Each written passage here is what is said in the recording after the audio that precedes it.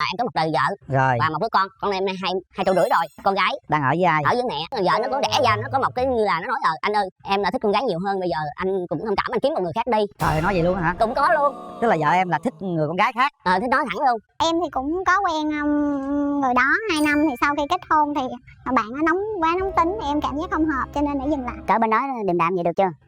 Dạ cũng không khá ổn lắm đâu ạ. Cũng không khá ổn lắm đâu ạ. Thì bạn này nói chung là thấy cũng hiền, nhưng mà cái lúc mà cao trào lên á thì em nghĩ bạn có thể là mất kiềm chế. Mất kiềm chế. Anh có thể mở cái này ra giúp em không? Xin chào. Không sao đâu, em cứ để nó là một món quà bình thường Dạ thôi. không, em không nhận đâu ạ.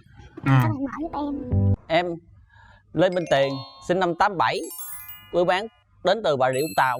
Nghề nghiệp của em là chủ một cơ sở sửa xe máy. Rồi cái nhà chỗ sửa xe máy là nhà của mình luôn hả? Dạ, ở đó anh thuê. Gia đình em á có Vũng Tàu không? Dạ, ở Vũng Tàu, quê quán gia đình gốc anh Vũng Tàu luôn. Tức là em không ở nhà, em ra em thuê chỗ, em tự làm tự lập luôn. Dạ, tự lập luôn. Rồi, mời nhà gái. Nhà gái giới thiệu về mình nào. Em tên là Trương Thị Pha, năm nay 33 tuổi. Hiện tại em là nhân viên văn phòng đến từ quận 12 thành phố Hồ Chí Minh. Ở với ai Pha? Dạ em ở với con trai con trai em 8 tuổi. Có con trai. Đó là nhà của mình luôn hay gì Pha? Dạ đúng ạ. Em có ưu điểm khuyết điểm gì? Dạ ưu điểm của em là hoạt bát, vui tính và được mọi người nhận xét là người hòa đồng, cũng có khả năng chơi thể thao và ca hát. Còn khuyết điểm? Dạ khuyết điểm của em là cũng hơi khó tính và cầu toàn trong cuộc sống. Rồi còn Tuyền sao nè? Điểm mạnh của em á là một người cầu tiến, lo làm ăn, không cờ bạc, rượu chè, hút chích, gái nghiện, nó là túi độc tường không có. Rồi điểm yếu của em là em hơi nóng tính, mà khi nóng tính rồi thì em sẽ im liền, nhẹ nhàng, không có lự chữ ai hay là chữ thợ hay chữ thầy, chắc là hiền. Nghĩa là mình không có mình như là giống như tình trạng như là lính thác thợ thầy mà làm mình nóng quá thì ai làm cho mình, ai làm cho thành công cho mình. Đúng rồi. Dạ mình phải nâng niu những người thợ đó và nâng niu những người thành công đó, phải làm cho mình mới thành công được. Chính xác luôn. Ủa vậy anh cho em hỏi là ví dụ trong vấn đề khẩn cấp mà như vậy thì khi mà anh nóng tính đó, thì mình xử lý như thế nào? Anh có thể ví dụ một cái tình huống nào đó trong cuộc sống của anh được không ạ? Nếu mà nhân viên của anh đang nóng giận với anh thì anh lúc đó anh nói, anh không chửi nhân viên trước mặt anh, chửi mọi người, và anh nói lúc ăn cơm anh sẽ nói thằng nổi tiếng em làm như vậy là sai, không nói như vậy được. Em sẽ ngỏ nhẹ với nhân viên của mình. Dạ vậy. Dạ cho ý kiến à. Dạ cái lúc đó ăn cơm anh nói xong rồi liệu cơm có còn ngon đó không anh? Thì trường hợp đó thì trường hợp đó là bạn bè anh em thì mình nói như vậy, còn trường hợp như là người vợ của mình là khác. Đúng rồi. Đừng có bắt bẻ nhà trai tôi tội nghiệp. Trời em gái dễ thương. Thật ra là đâu phải ăn cơm la mắng hay là chửi rủa đâu mà ăn không được. Góp ý nhẹ nhàng. Nhẹ nhàng thôi rồi. Không phải chửi, nhưng mà em nghĩ là lúc ăn cơm là chúng ta nói chuyện vui thôi đúng không? thoải mái nhất là nơi sum họp. Rồi. Thì dù cho lời nói đó góp ý có nhẹ hay là không nhẹ đi chăng nữa, em nghĩ nó cũng không phù hợp trong cái thời điểm và đúng. cái hoàn cảnh ăn cơm như vậy. Cũng không đúng biết là luôn. chị Lan thấy em nói như vậy có cảm Thật ra giác thì nó không? tùy câu chuyện. Nhà trai rút kinh nghiệm. Nhà trai tôi chịu lắng nghe lắm. Bây giờ vậy nào, đường tình duyên em sao? Dạ em nói tình duyên của em là em có một đời vợ Rồi. và một đứa con em hai tuổi rưỡi rồi. Con gái Đang ở với ai? ở với mẹ. Lấy nhau được mấy năm? Năm 2019 tìm vợ với em, với tìm hiểu như là 3-4 tháng á, nó đến cuộc hôn nhân nó sớm quá, hai đứa chưa tìm hiểu tính tình với nhau. Cuối năm 21 vợ em là sinh ra một đứa em bé. Khi người phụ nữ sinh con thì bắt buộc phải về cho mẹ để mẹ chăm sóc chu đáo hơn nhà trai. Vợ phát sinh như là xuống, vợ nó có đẻ ra, nó có một cái như là nó nói anh ơi em đã thích con gái nhiều hơn, bây giờ anh cũng thông cảm, anh kiếm một người khác đi. Trời ơi, nói vậy luôn hả? Cũng có luôn. Tức là vợ em là thích người con gái khác? Thích nói thẳng luôn. Tức là vợ em thay đổi giới tính đúng Giờ không? thay đổi. Thôi anh hiểu rồi. Dạ cho em hỏi là vậy hiện tại bạn đó anh có còn biết họ như thế nào không? Ví dụ họ kết hôn với người nữ hay họ đang cuộc sống như thế nào á anh? Nếu mà trường hợp này thì nói gì dài dòng thì nói tội nghiệp mình gái. Nếu mà phận người đàn ông, người chồng mà nói thiêu lộ quá thì mất danh dự của một đúng rồi. Thôi anh không dám nói. Mình dừng tại đây được rồi. Cái câu chuyện đó nó hơi nhạy cảm về một xíu. quá khứ nữa, cho quá nên khứ là rồi. chúng ta cũng không nên đào làm gì. Cái đó chuyện nữa hai bạn quen nhau có thể tâm sự với nhau được. Còn bây giờ thôi mình tạm ngưng chỗ đó được rồi ha. Cái vấn đề đó thì em sẽ tìm hiểu thêm. Rồi ok. Dạ. Rồi còn em thì sao? Tình trường của em như thế nào? Em thì cũng có quen người đó 2 năm, thì sau khi kết hôn thì bạn nó nóng tính thì em cảm giác không hợp cho nên để dừng lại. Sống với nhau mấy năm? Dạ khoảng tầm 4 năm, nhưng mà trong thời gian đó thì cũng ít gần nhau, tại vì còn sinh con rồi em ở ra riêng bên ngoài. Bạn đó thì ở với gia đình. Duyên nợ thì mình không có nói trước được ha, có thể xảy ra bất kỳ điều gì đó. Bây giờ mình đang hướng tới một cái người mới. Bây giờ em muốn kiếm một người vợ tương lai như thế nào hả? Phải quan đồng mà chia sẻ với em, yêu thương chồng chung thủy, không cờ bạc rượu chè hình xăm. Có xăm không? Dạ em chuẩn bị. Dạ em chuẩn bị. Chuẩn bị xăm hả? Thật ra xăm bây giờ nó là một cái nghệ thuật trang điểm thêm cái đó cho bỏ qua mình đi thôi. Nha, bỏ qua nha. Dạ, Mình cởi mở lên xíu. Rồi. Em mong muốn có một người đàn ông như thế nào? Ngoại hình thì cũng bình thường, nhưng mà về quan trọng là tính cách thì là người điềm đạm, chia sẻ, kết nối trong cuộc sống gia đình, có tính hài hước. Em không thích điều gì đàn ông? Em không thích đàn ông nóng tính, hành xử với người trong gia đình và ngoài xã hội cộc cằn. Anh không có vậy em ơi. Mình nói người khác nghe, người khác nói mình nghe. Cỡ bên đó điềm đạm vậy được chưa? Dạ cũng không khá ổn lắm đâu ạ. Cũng không khá ổn lắm đâu ạ. Chào chàng trai của chúng ta. Nói chung là form là vừa đủ luôn á nha. Tôi thấy ngoại hình hai bên là hợp nhau á, mọi người có thấy vậy không ạ? Rất là vừa đúng không? Vừa vặn. Ảnh có bị hói không? Ảnh có bị hói không? Trời ơi trời. Ây. Tôi để ý nha, tôi thấy em mỗi lần mà nhà gái mà đưa cái yêu cầu này ra là tôi thấy. Em ơi, anh có hói không? Dạ không. Hả? Anh đâu có hói, anh là trán cao mà đâu có hói. Trời ơi, cảm ơn em, vì mà ai cũng nói anh hói hết trơn á. Không, anh là trán cao, người thông minh và có tính quảng đại tốt. Em nghĩ là vậy. Thí dụ mà lỡ mà hói thì về mình không thích cái tóc đó là mình cạo luôn. Là mình sẽ không thấy hói nữa. Ok không? Dạ không. Không luôn hả? Dạ. Trời ơi chết rồi. Nói chơi vui chứ rồi ai cũng sẽ hói thôi. Do mình tính toán, mình chăm sóc gia đình, rồi do mình lo toan mọi thứ. Đáng lẽ lúc đó phụ nữ phải thương đàn ông hói nhiều hơn. Bởi người ta đã hy sinh thân thể của mình, hy sinh sắc đẹp của mình, hy sinh từng cọng tóc của mình, rụng hết để cho vợ con hạnh phúc. Thì làm sao không thương gì?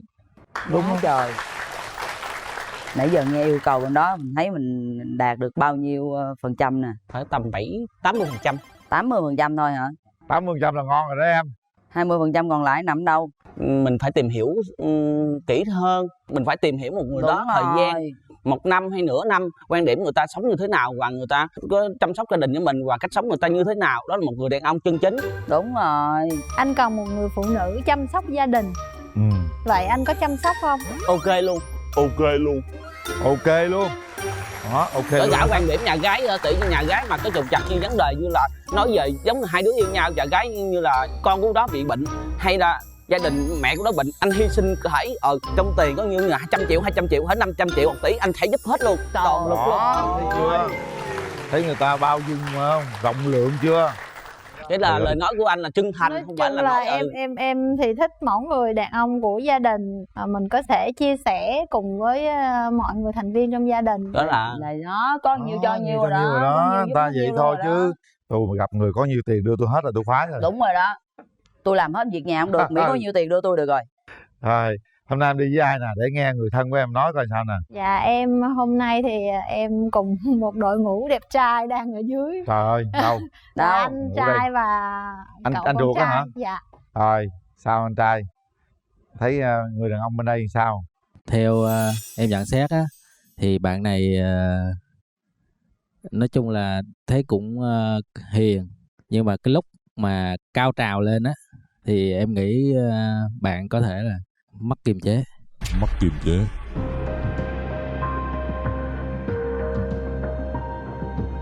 em đã rút ra bài học rất là nhiều. Khi mà cãi một người nào sai đi thì người đó sai rồi mà mình cãi người đó sai nữa thì mình là người đã sai. nên mình hãy bỏ đi, mình đi một nơi khác và mình hãy tự hiểu bản thân mình lúc nào mình cũng nghĩ như vậy. Tức là bạn nói vậy thôi, nhưng mà nãy giờ do tranh luận á thì bạn khi cao trào là bạn đẩy nó lên luôn, thì anh trai đánh giá vậy cũng là đúng đó. Dạ. Nhưng bạn kia lại không nhận, bạn kia nói là nếu mà nóng giận thì bạn bỏ ra đi, bạn không nói gì hết. Tranh luận, mọi người đi cùng nói ra quan điểm mình thật thà, nói sao nói hết. Còn ở nhà nóng tính là em im ru em bỏ đi đúng không? Im vô là đi, nói dắt là nói nhỏ nhẹ. Thì quan trọng là chỗ em gái. Em gái mà ok thì anh cũng không vấn đề gì. Dạ. Ok. Em cảm ơn anh.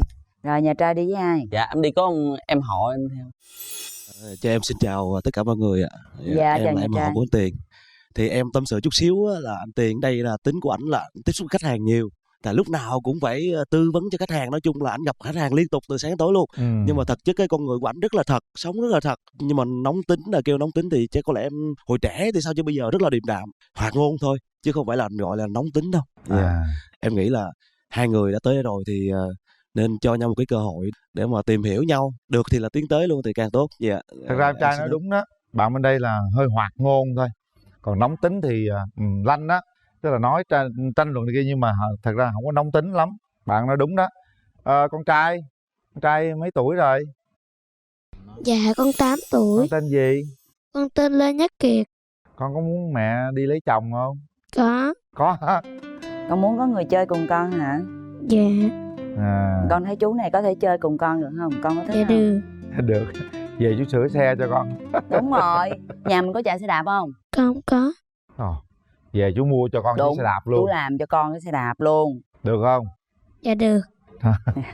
Dễ thương quá. Được không Tuyền? Dạ được. Nếu mà bạn bên kia hiểu thì em rất thương con của bạn luôn đầy đủ. Cũng được đó em gái, anh thấy cũng được đó. Còn bây giờ mở rào rồi hai người sẽ tiếp xúc với nhau nha. Rồi, mở rào.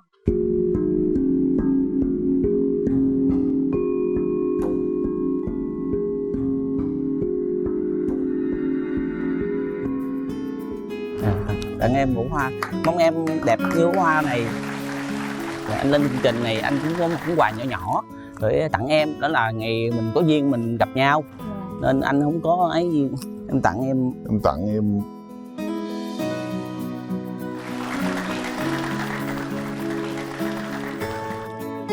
Anh tặng em đem nha.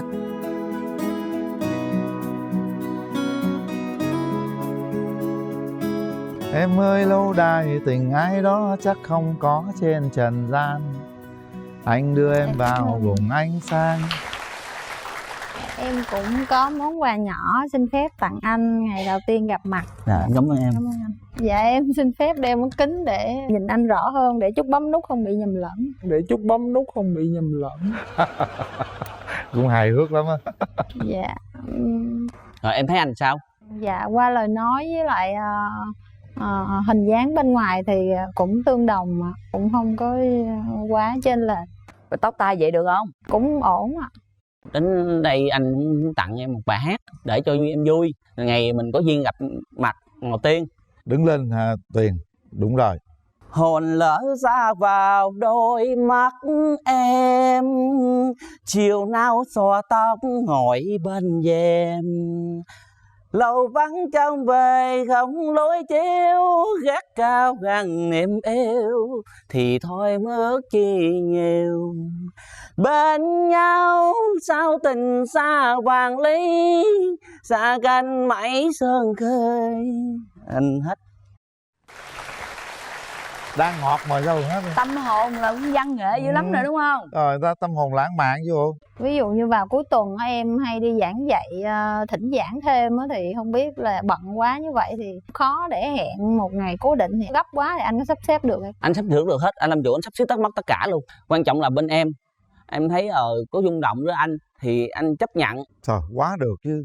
Quá chân thành luôn đó. Nếu mà được em cho anh như là nhà trai bước tới, bao nhiêu lâu anh bước tới?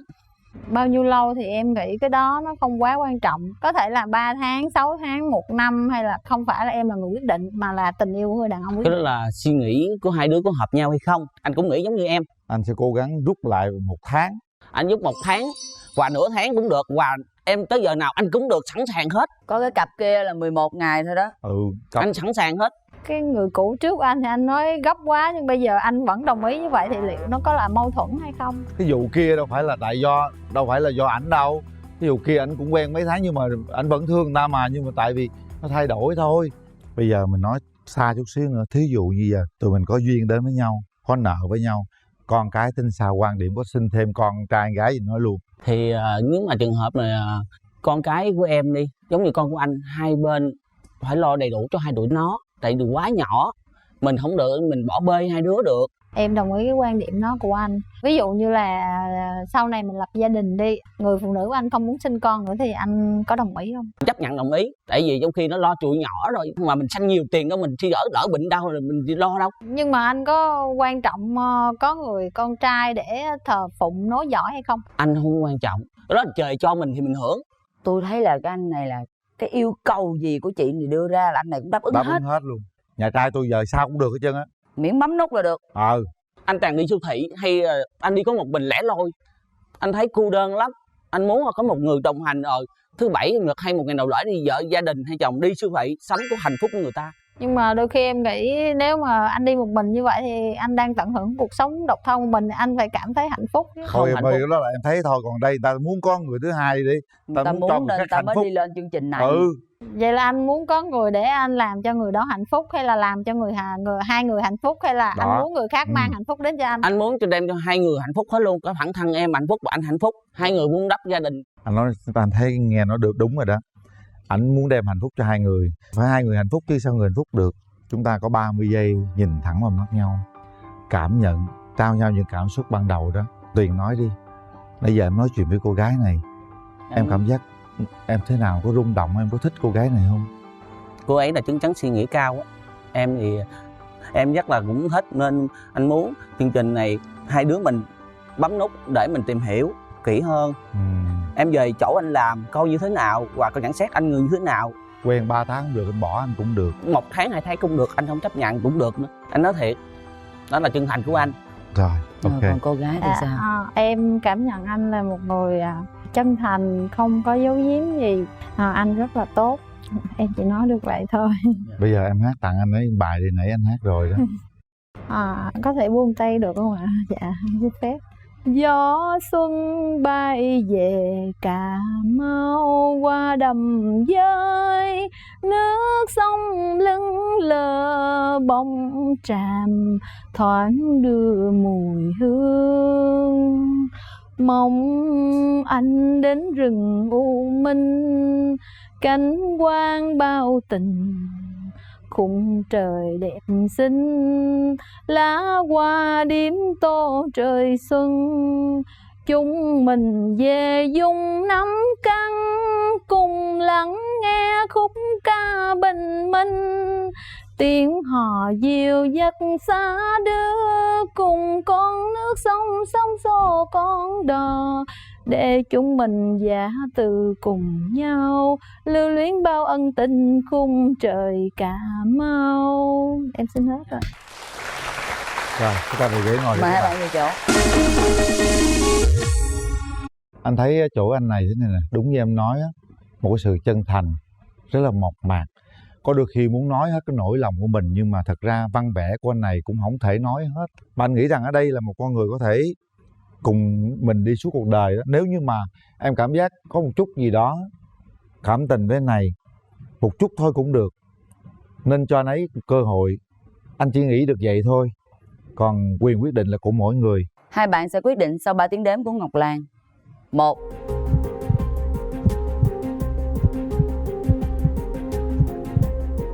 2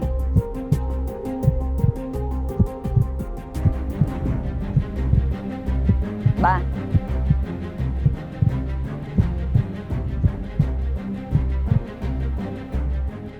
Hết thời gian. Anh đã biết điều đó, anh cố gắng nói một chút gì đó, nhưng mà không thể, bởi vì tình yêu nó cũng xuất phát từ con tim. Anh cũng hiểu là nếu như chúng ta không rung động thì không thể nào cho phép con tim mình làm sai điều đó được. Đúng không em gái? Dạ.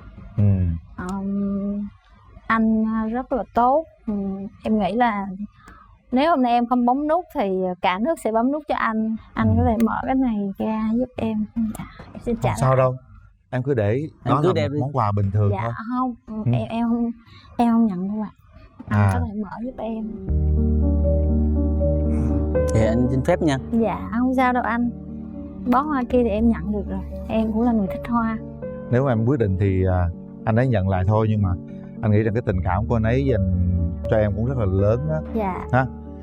Có thể chúng ta sẽ là những người bạn với nhau để giao lưu với nhau, để có thể chia sẻ với nhau rất những vấn đề trong cuộc sống thôi. Dạ. Ha? Dạ dạ. Rồi. Chân thành cảm ơn anh, tại vì hôm nay anh mang hoa và những cái gì có trong người anh để anh chia sẻ. Rồi những cái món quà thì chứng tỏ anh rất là kỳ vọng cái hôm nay. Không sao đâu em. Dạ. Em cũng là một cô gái rất tốt, rất là dễ thương. Mong mọi người sẽ sớm tìm được một nửa yêu thương của mình để chúng ta có thể có được hạnh phúc trọn vẹn nha. Có ngại khi người bạn nữ lớn hơn mình tuổi hơn mình không? Dạ chị nói thiệt không sao hết chị. Em tên là Thu Thảo, năm nay em 25 tuổi và em là giáo viên dạy tiếng Anh ạ. Rồi, mình chờ bạn nam của mình. Mời bạn trai.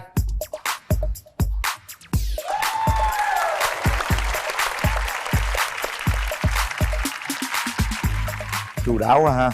Xin chào anh Quyền Linh, chị Cát Tường và bạn bên cạnh và quý vị khán giả. Thì em tên là Lại Thái Danh. Ngày này 24 năm trước thì em cất tiếng khóc chào đời đầu tiên. Nghĩa là hôm nay sinh nhật của bạn. Dạ. Happy birthday. Cảm ơn anh. Bạn đang làm nghề gì? Dạ, hiện tại em đang làm nhân viên ngân hàng. Em là khâu tìm kiếm khách hàng cho vay. Tìm kiếm khách hàng cho vay hả? Dạ. Trời, chúc nhiều người vay lắm nha. Làm ngân hàng thì nhiều rủi ro lắm. Cũng giống như cưới vợ thì cũng Rủi ro. Theo bạn làm sao để mình chọn vợ đừng rủi ro? Tất nhiên là muốn cũng giống như ngành học của em thôi. Thì qua một thời gian phải mình thẩm định, mình xem xét tình hình, gia thế, hoàn cảnh gia đình, rồi về mọi thứ về bạn đó, thì mình để xác định được bạn đó như thế nào. Vậy là thẩm định thế nào để tôi biết người đó là người mẫu tương lai của mình? Thì mẫu hình của em á là thứ nhất là tóc dài. Tóc dài. Dạ, chỉ cần tóc dài là em rất là ấn tượng. Tại vì khi mà thấy mái tóc người phụ nữ mà xõa xuống và chải kia thì thực sự là em cầm lòng không được. Thứ hai là cao từ 1m58 đến 1m65, biết nội trợ.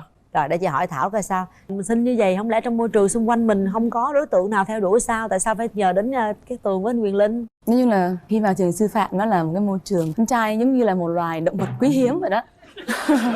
Trường thì có 6 thầy và thầy nào cũng có hết luôn à. Nhưng ngoài giờ mình làm trong trường, mình đi ra ngoài đâu phải mình làm suốt đâu. Rồi môi trường ở ngoài cuộc sống nữa chi?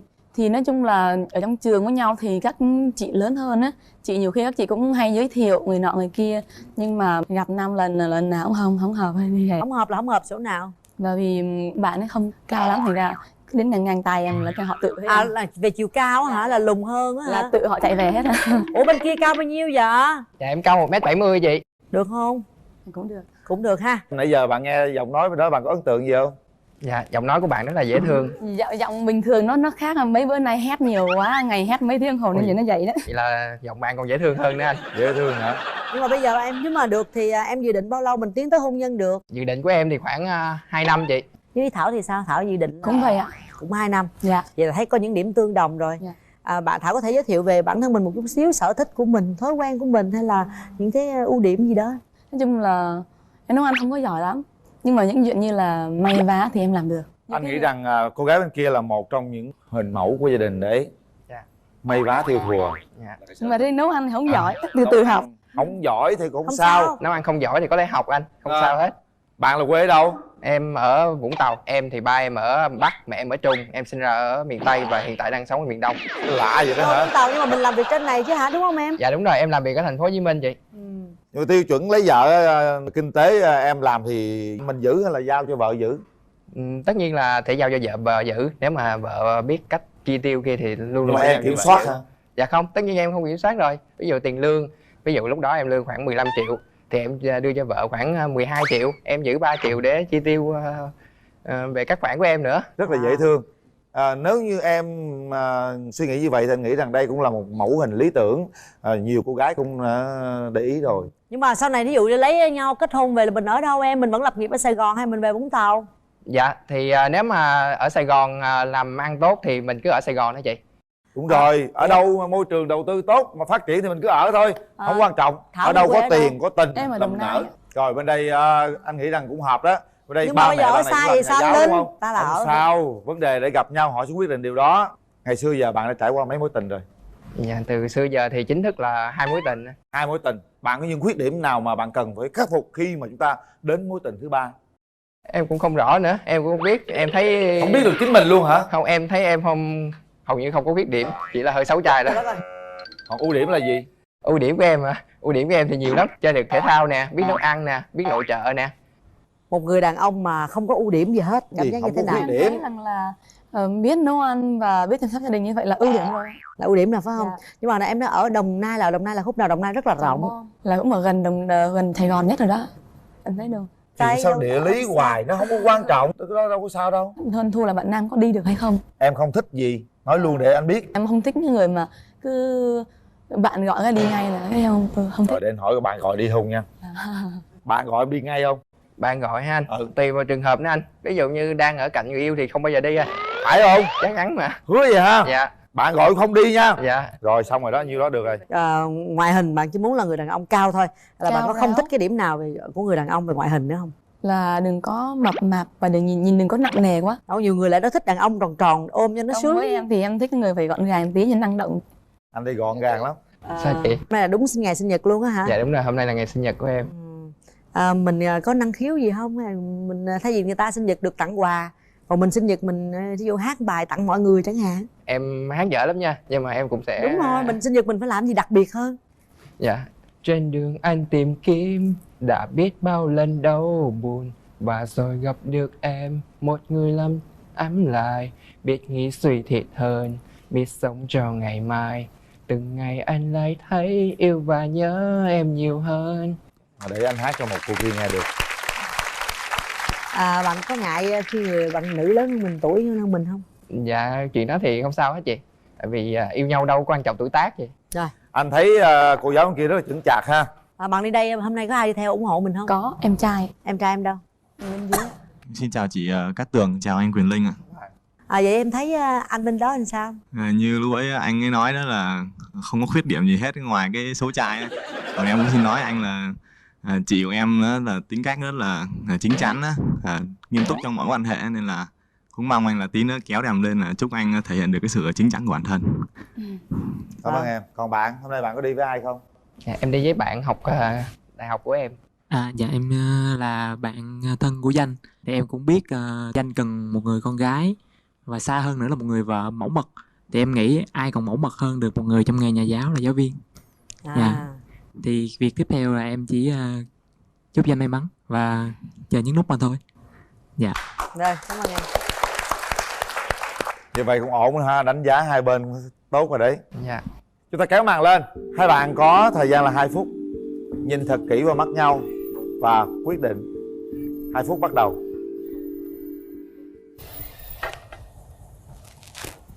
Tặng bạn. Cảm ơn nhé. Khăn giấy mình tự làm thôi. Thank you. Đúng rồi, happy birthday. Cảm ơn anh. Em thì thường coi bói chỉ tay. Cho bạn thử xem. Coi bói không? Em cũng hay coi bói lắm. Hay coi bói lắm hả? Dạ. Rồi, coi cho đúng đó nha.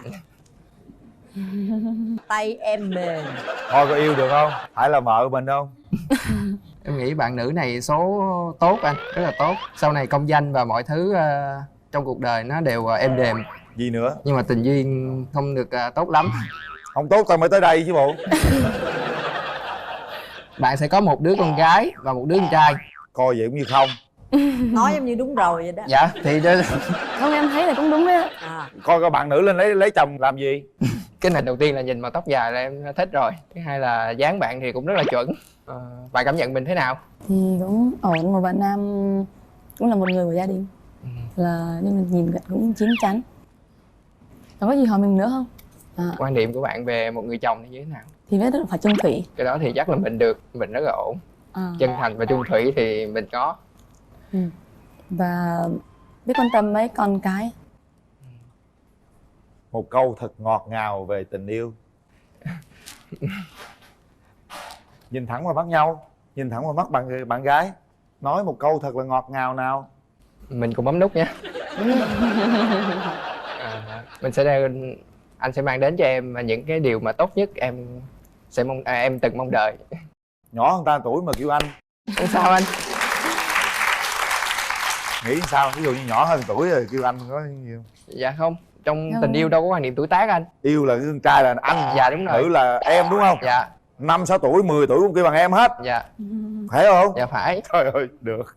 Bạn nữ sẽ hứa gì với bạn nam? Nếu như mà là một người bạn trai và một người chồng của em trong tương lai thì chắc chắn cái sự nỗ lực hết sức mình của em để đem lại hạnh phúc gia đình đó là điều em hứa. Rồi, hết giờ. Đây, đặt tay vào nút nha. Suy nghĩ rồi chúng ta quyết định xem có bấm nút hay không. Nút đâu anh? Đấy. Em đếm hay anh đếm? Tự đếm luôn đi. 1 2 3. Hết thời gian.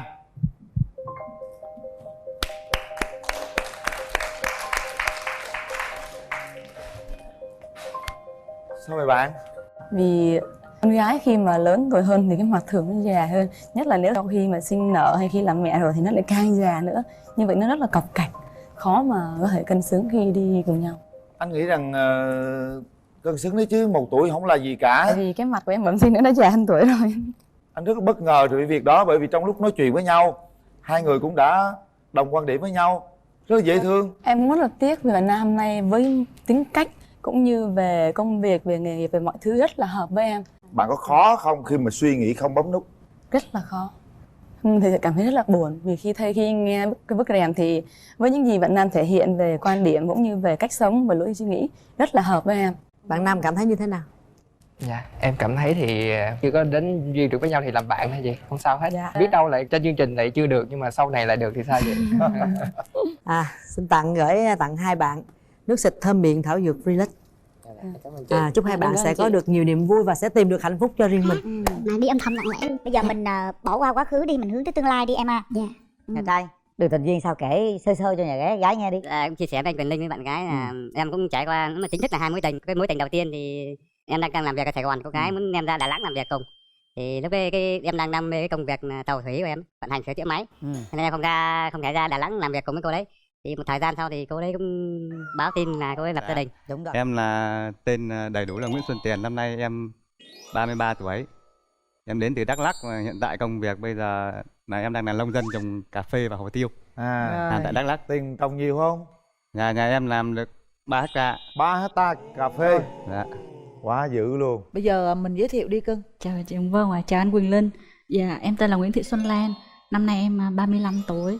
Hiện tại em sinh sống và làm việc ở Hồ Chí Minh. Hiện tại công việc của em đang là quản lý thương mại điện tử của một resort ở Nha Trang. Em làm ở thành phố Hồ Chí Minh luôn hay là em làm ở Nha Trang? Dạ, làm ở thành phố Hồ Chí Minh, văn phòng đại diện ở đây ạ. Có đi Đắk Lắk lần nào chưa em gái? Dạ, cũng nhiều ạ. Nhiều lần rồi hả? Dạ. Bữa nào lên ghé mấy hectare cà phê với hồ tiêu tôi chơi nha. Không chừng đỡ có suy nghĩ làm cái resort ở trển không chừng. Chi nhánh, một chi nhánh của Nha Trang nữa. Em trai cho biết ưu khuyết điểm của mình đi. Ưu điểm của em là một người hòa đồng vui vẻ, đam mê thể thao, nhất là thể thao, đọc bóng đá, chơi bóng đá. Chứ hàng ngày gần cái khu vực nhà em, anh em tập trung lại giao lưu với bóng đá với nhau ấy. Rồi. Môn thể thao tốt hả? Môn thể thao thứ hai là em có sở thích đọc sách những cái sách về phát triển bản thân. Hay quá. Với là em có một cái khả năng cũng thích yêu ca hát. Thói quen xấu là hút thuốc ấy. Hút nhiều không? Dạ cũng hút một ngày đi làm cái công việc nó mệt thì cũng hút khoảng đầu gói thuốc rồi. Tại vì làm mệt mà hút thuốc nữa. Thì tại vì em thấy đây là cái thói quen xấu rồi, cũng khi hôm nay có thể bạn gái nhấn nút hẹn hò em cũng bỏ luôn. Rồi, đó là động lực ha. Mình nói một chút về ưu điểm và khuyết điểm của mình đi. Dạ, ưu điểm của em thì nói chung là trong công việc thì em luôn là hòa đồng vui vẻ. Em thích nội trợ, nấu ăn, làm bánh. Còn khuyết điểm thì có thể là do em trách nhiệm quá, em hơi cẩn thận quá nên là làm việc nó cũng hơi chậm một xíu, nhưng mà chậm mà chắc. Chậm mà chắc đúng không? Rồi bây giờ chuyện tình yêu của mình như thế nào? Tình trường của em thì em mới trải qua 2 mối tình thôi. 2 mối tình. Cái mối tình gần đây nhất là em đã chia tay bao lâu rồi? Dạ cũng phải 6-7 năm rồi. 6-7 năm hả? Dạ. Chia tay là vì lý do gì? Mối tình đầu thì thời sinh viên thì có thể là mình sinh viên mình chạy còn trâu trẻ thôi, mình bỏ qua đi. Mối tình thứ còn gì đi. Sau đó thì do là người ta công tác ở Côn Đảo thì em cũng định là ra ngoài Côn Đảo cũng có resort, mình cũng có thể sống và làm việc được, nhưng mà sau đó người ta lại đổi đơn vị về chỗ khác mà đi âm thầm lặng lẽ. Bây giờ mình bỏ qua quá khứ đi, mình hướng tới tương lai đi em à. Dạ. Nhà trai, Đường Tình Duyên sao kể sơ sơ cho nhà gái nghe đi.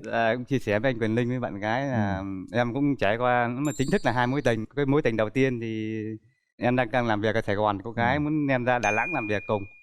Thì lúc cái em đang đam mê cái công việc tàu thủy của em, vận hành sửa chữa máy. Cho nên em không thể ra Đà Nẵng làm việc cùng với cô đấy. Thì một thời gian sau thì cô đấy cũng báo tin là cô ấy lập gia đình. Đúng rồi, con gái người ta mà mình không chăm sóc, không quan tâm, không có ở gần người ta thì ta phải chọn cách khác thôi. Không trách họ. Mối tình thứ hai sao? Mối tình thứ hai thì em thì là người chân thành, em muốn đặt vấn đề với cô đấy là tiến tới với em xa hơn. Thời gian sau bẵng thì không ấy nhắn tin, không ấy chia sẻ nhiều nữa. Nói chung là không có duyên nợ.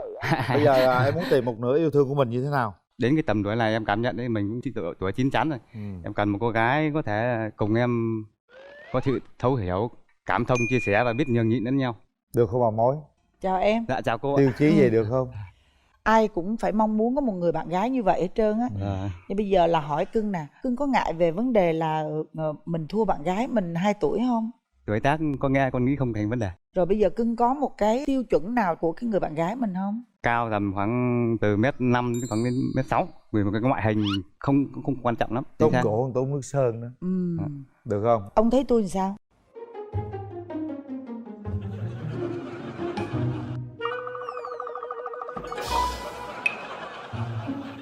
Thấy hơi bự. Ý Thì đó thì tôi bự nhưng mà tôi có duyên không? Duyên. Tôi bự mà tôi giỏi giang không? Giỏi. Đúng không? Thì nếu mà ông mà là con trai ông có bấm chọn tôi không? Ông mà là con trai ông có bấm chọn tôi không? Bấm.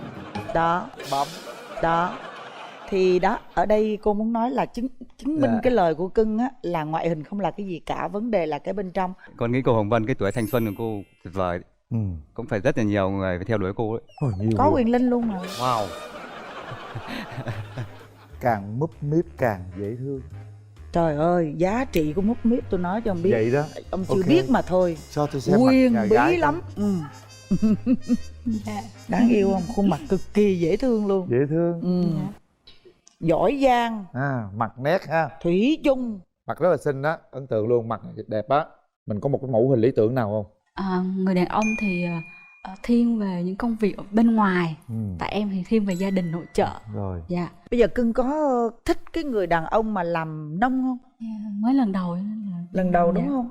Cưng nhìn cũng có tưởng tượng đây là cái người đàn ông mà trồng trọt. Không ai nghĩ nông dân đâu. Không có ai nghĩ đây là khi nhìn kỹ Quyền sư Linh còn trồng nông trọt. dân hơn ảnh nữa. Ngộ lắm, cái người nông dân. Bữa nay mình... đi kiếm vợ khác, mang dài xịn hơn tôi luôn. Nhưng mà bạn này á, bạn này nhìn bạn này giống như là công tử vậy đó. Rồi. Đó, ý là vậy đó, hiểu nông không? dân thời 4.0 nó khác với nông dân ngày xưa.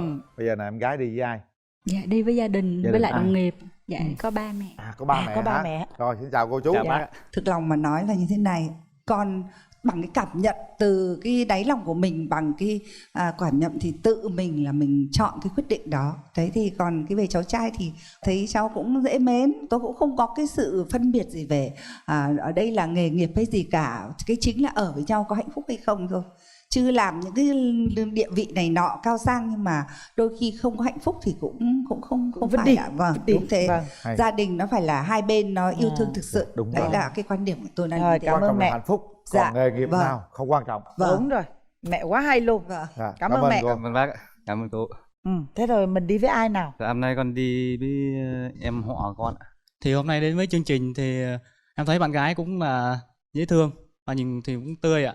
Nhiều khi chênh lệch về tuổi tác hay là về cái công việc thì cũng không quan trọng.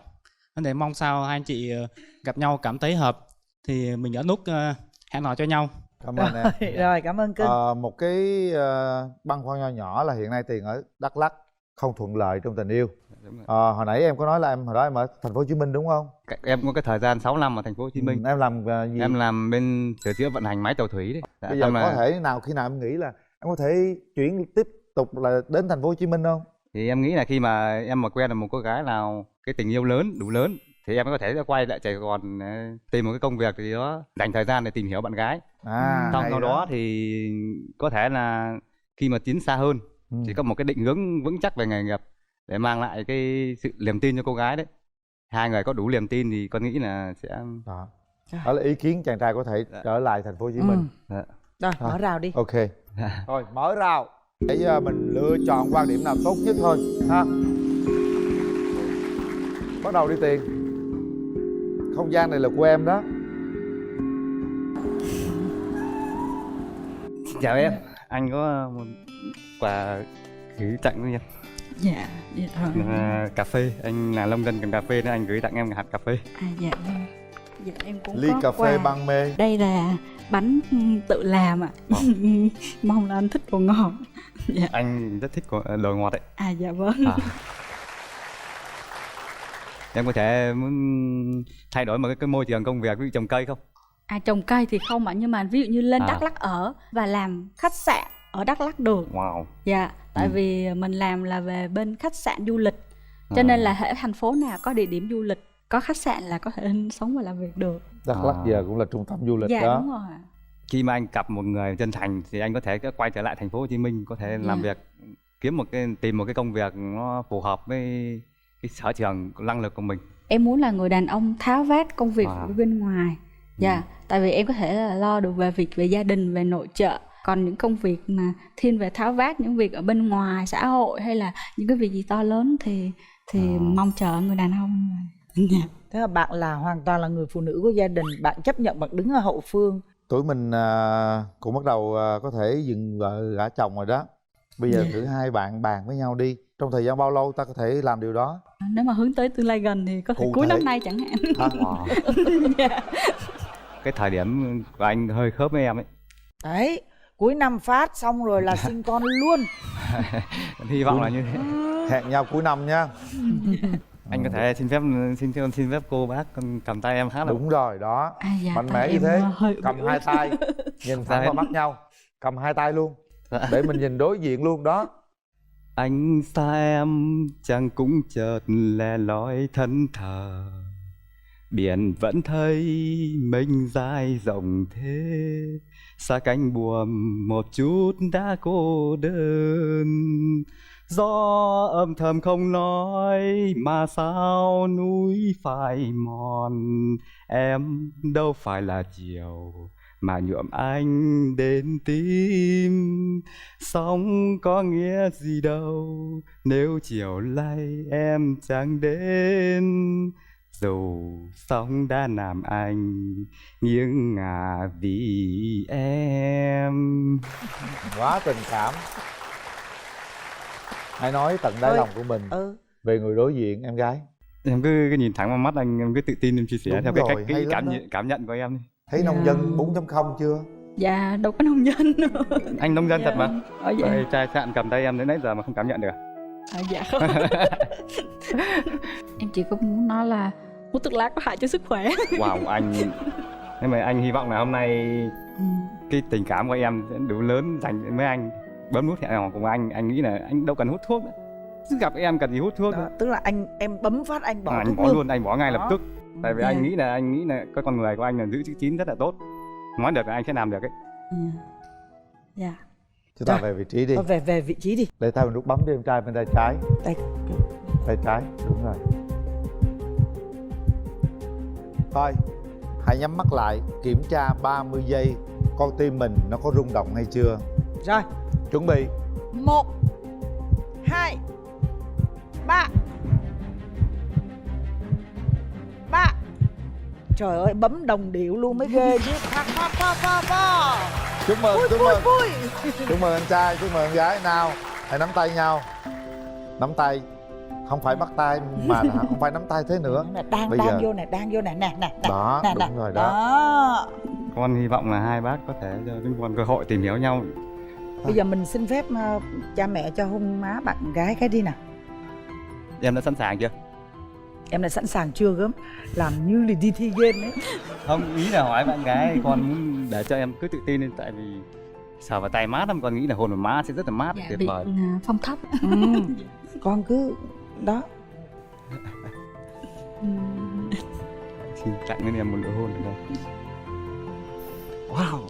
Xin em một nụ hôn, tặng em một nụ hôn. Tối gì chưa? Hiện tại thì có nhà rồi chị. Nhà của ai? Nhà của anh trai, em đang gọi là công tác và ở nhờ đấy. Nhưng mà mốt lấy nhau là ở nhờ luôn hai chồng hay là? Dạ không, chứ cái này thì mình cũng phải tính chuyện ở riêng chứ chị. Ta có cổ phần trong công ty rồi, giỡn hoài. Phải hỏi cho rõ nè. Em xin chào anh Quyền Linh. Em chào chị Cát Tường. Em xin tự giới thiệu, em là Sơn, năm nay 26 tuổi. Em hiện giờ đang là tài xế cũng như là quản lý một cơ sở sản xuất nước khoáng đóng chai tại Đắk Lắk. Và bây giờ mời bạn nữ của chúng ta bước ra sân khấu.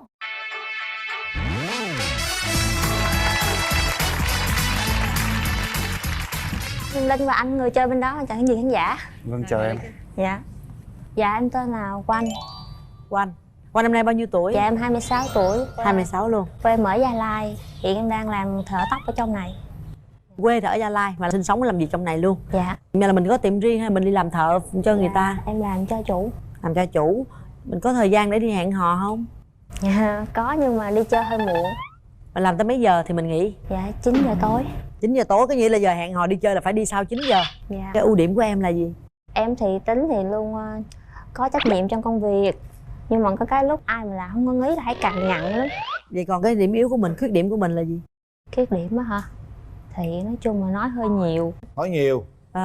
Bạn có thích gái nói nhiều không? Dạ, nếu mà nói nhiều ấy thì không sao, nhưng mà đừng có cằn nhằn là được đấy. Bạn ở quê ở Đắk Lắk hả? Dạ không ạ, hiện tại em đang công tác ở Đắk Lắk và quê ở Thanh Hóa, em sinh ra lại ở Tuyên Quang.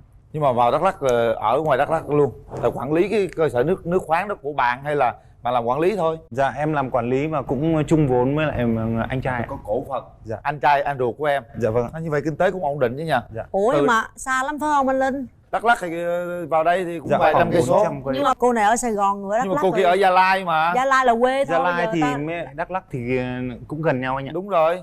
Cô chỉ vào Sài Gòn làm việc thôi mà. Vậy là nếu lấy nhau là về quê ở luôn ha? Dạ em không thích sống ở quê. Sao vậy? Dạ tại vì cái nghề này về quê làm không có được. Ở dưới quê người ta cả năm trời người ta mới đi làm một lần. Tại vì người ta đi ruộng suốt à. Trời ơi, Đắk Lắk sao đi ruộng? Người ta đi ruộng đi rẫy suốt à. Giờ nó phát triển lắm mà em. Dạ.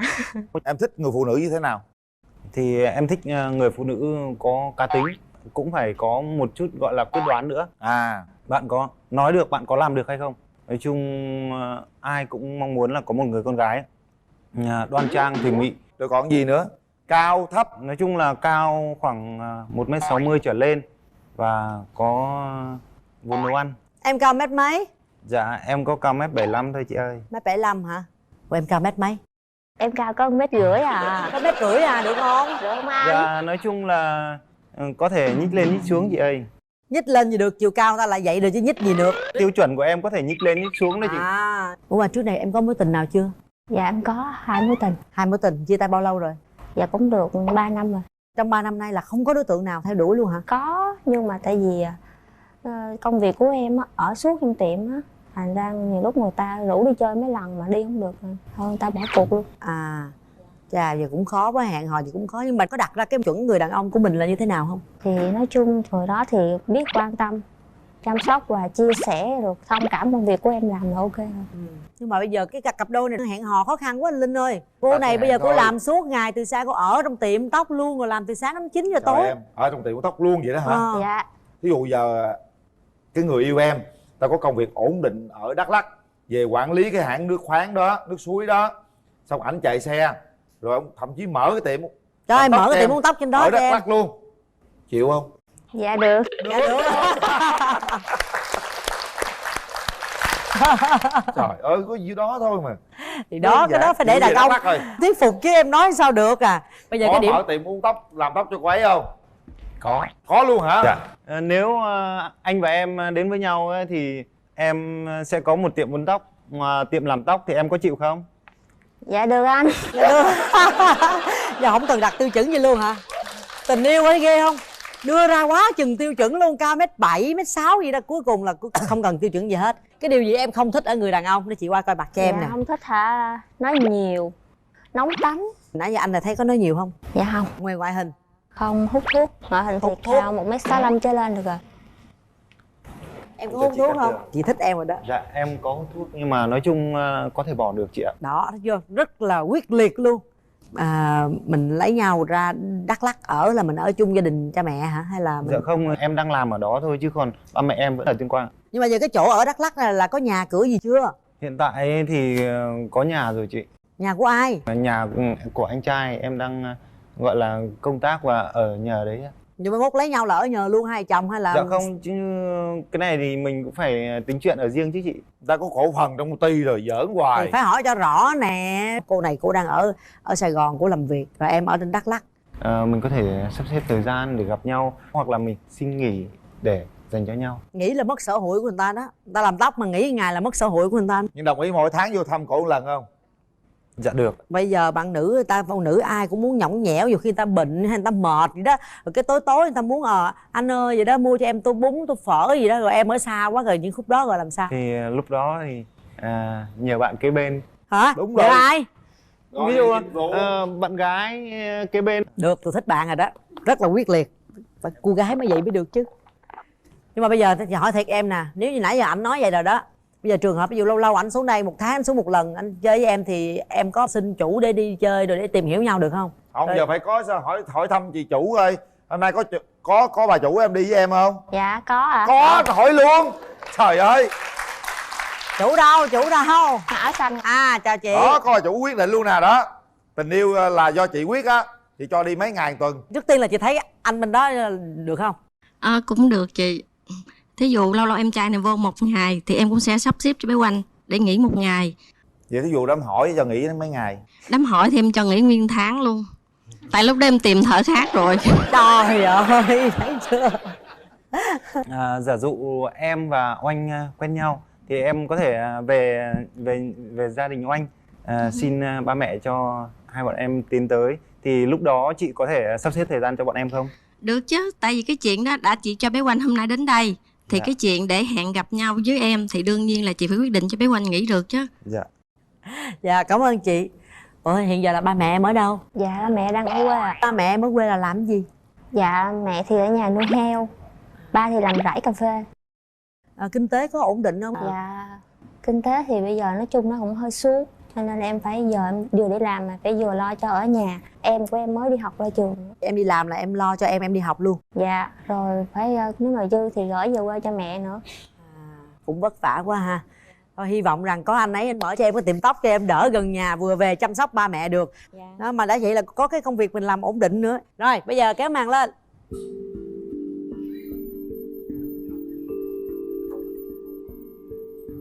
Các bạn có 2 phút để nhìn nhau, trao đổi với nhau và quyết định. Dạ em chào anh. Chào em.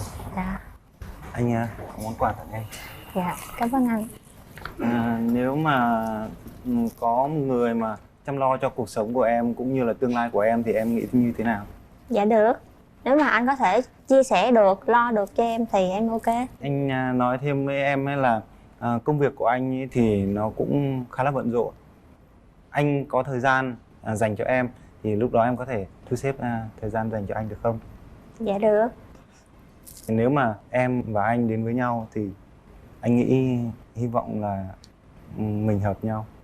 Bạn nữ là còn phải lo cho em, lo cho ba mẹ nữa, ngoài quê nữa, bạn có ngại gì không? Thì em của anh thì cũng như là em của em thôi. Cái vấn đề đấy thì em rất tôn trọng. Hồi nãy em nghe nói anh có thuốc hả? Anh có thuốc. Anh có thể bỏ thuốc được không ạ? Thà bỏ thuốc chứ không bỏ vợ. Dạ. Cảm nhận của em như thế nào về một người mà có nghề nghiệp như anh? Nói chung thì em thì không thích người làm nghề tài xế. Nhưng mà tại vì em nghe nói nghề tài xế làm đi hoài mà lăng nhăng lắm. Tại vì em hơi sợ. Nhưng mà anh làm việc hành chính, tức nghĩa là làm trong ngày thôi chứ không có tăng ca. Nếu mà gọi là đi xa thì anh có thể gọi điện báo cho em biết. Dạ, ví dụ như mà quen nhau được rồi, cưới nhau về thì ở đâu anh? Ở nơi nào mà cái công việc của mình nó ổn định. Cái việc về quê đầu tư ấy, thì một phần là góp cho quê hương phát triển, một phần là để dễ chăm lo cho ba mẹ. Thì em muốn ở riêng thì được không? Thì nói chung gọi là chăm sóc ba mẹ thôi, chứ còn mình vẫn ở riêng mà em. Thì anh Quyền Linh cũng như chị Cát Tường nói là mỗi người bước chân lên chương trình thì đều gọi là cho nhau một cơ hội. Thì không biết em có dành cơ hội đấy cho anh hay không? Anh đợi chút bấm chuông thì em sẽ biết. Anh cũng như mọi người khác, anh đến đây anh sẽ cho ai đó một cơ hội.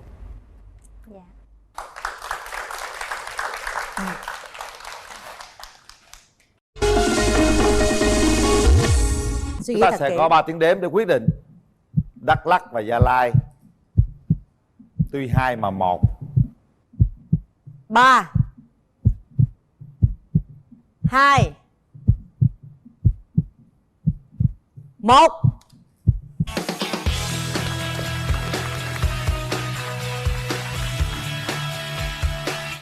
đó. Rất là thiệt chứ, mình thích cái bạn này dễ sợ luôn. Bạn rất là quyết liệt luôn. Hồi đó giờ lên đây á là toàn anh Quyền Linh với Cát Tường á đề nghị nắm tay mới nắm.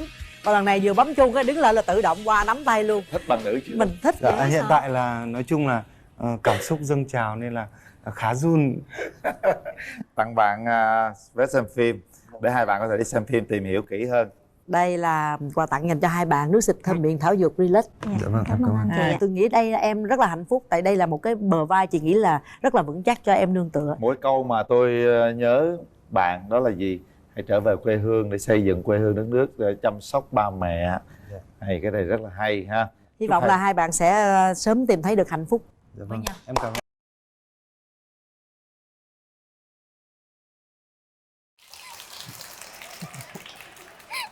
Ý em nói mập là yếu sinh lý hả?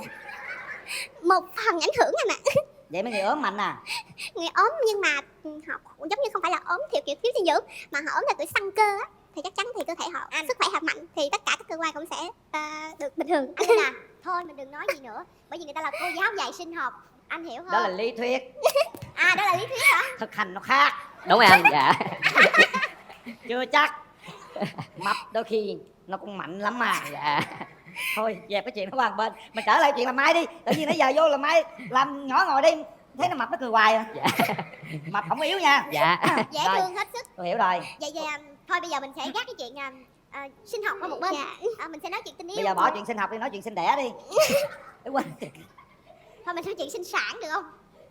Rồi bây giờ vậy nè, nói em muốn tìm người yêu thế nào, ốm hay mập, cao lùn hay là thế nào cho anh biết coi. Dạ, thực sự thì em cũng hy vọng là em tìm được một bạn trai, chẳng hạn tại vì em hơi mảnh mai chút xíu thì em sẽ tìm một bạn trai. Dạ em xin chào chị Nam Thư, em xin chào anh Quyền Linh và tất cả quý vị khán giả ở đây ạ. Chào em. Dạ, em xin tự giới thiệu là em tên là Lê Thị Nhung, năm nay em 25 tuổi.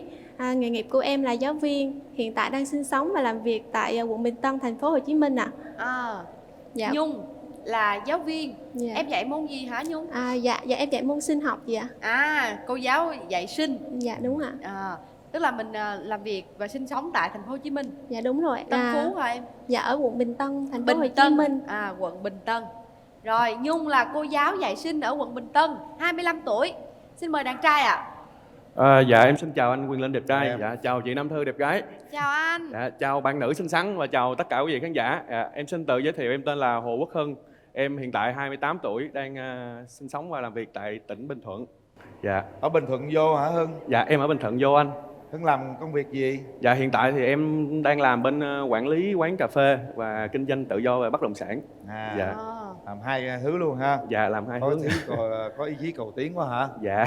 Ở Bình Thuận thì vào thành phố Hồ Chí Minh nó cũng đơn giản, và giờ hay đi du lịch ở Bình Thuận á, ở đâu cụ thể là ở đâu? Dạ em ở thị xã La Ghi vậy. Thị xã La Ghi luôn. Dạ. Hay quá ta. Dạ. Ở chỗ đó là khu du lịch. Dạ rất là nhiều cái bãi biển rất là đẹp, hoang sơ. Dạ. Sẽ có dịp em sẽ mời bạn bên kia đi du lịch ở La Ghi. Dạ chắc chắn rồi ạ. Em có bao giờ tới La Ghi Bình Thuận chưa? Dạ em tới La Ghi là có cái khu du lịch Coco Beach đó anh, có phải ở La Ghi không ạ? Đúng rồi em, anh cách Coco Beach khoảng 5 cây số. Dạ em có một dịp mà ở Coco Beach tới Coco Beach một lần và thấy thị xã La Ghi rất là đẹp. Dạ, có biển và thiên nhiên rất là hợp ạ. Người ở đó còn đẹp như biển như là. Mà mình là quê gốc ở thành phố Hồ Chí Minh luôn hả em? Dạ em đến cũng từ Bình Thuận anh ạ. Dạ. Em tới Bình Thuận luôn? Dạ đúng rồi, dạ quê của em là ở Bình Thuận. Trời đất ơi, sao trùng hợp vậy? Nhưng mà em không ở La Ghi ở giống như anh, mà em ở đi lên Lâm Đồng á, là có nghĩa là anh ở dưới biển còn em ở trên núi Nhưng mà cụ thể là huyện gì em? Dạ huyện Tánh Linh ạ. Trời ơi, Tánh Linh. Tánh Linh thì giống như Âu Cơ Lạc Long Quân thôi, người dẫn 50 con lên núi, người dẫn 50 con xuống biển. Được đó nha, câu chuyện này hay Ở Bình Thuận mà chưa bao giờ gặp nhau, bây giờ mình gặp nhau trong bạn muốn hẹn hò. Dạ. Chúng ta sẽ giới thiệu đôi nét về ưu điểm khuyết điểm của mình đi. Hưng trước đi Hưng. Dạ em xin giới thiệu về cái ưu điểm của em là em có thể làm được các cái công việc nhà, các cái công việc lặt vặt, và em có khả năng giao tiếp tốt. Dạ, về cái ưu điểm của em. Mấy người bất động sản bán bất động sản nói suốt luôn được. Dạ với lại bán cà phê nữa anh. Bán cà phê nữa.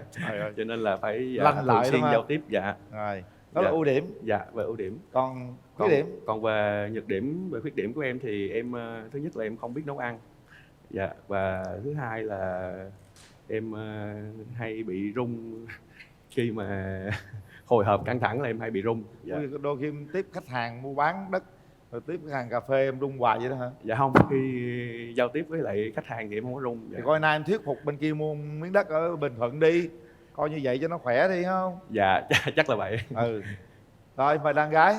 Nhung mời Dạ. Em xin nói về ưu điểm của em là em thích vẽ và vẽ cũng được. Rồi em rất là thích nấu ăn.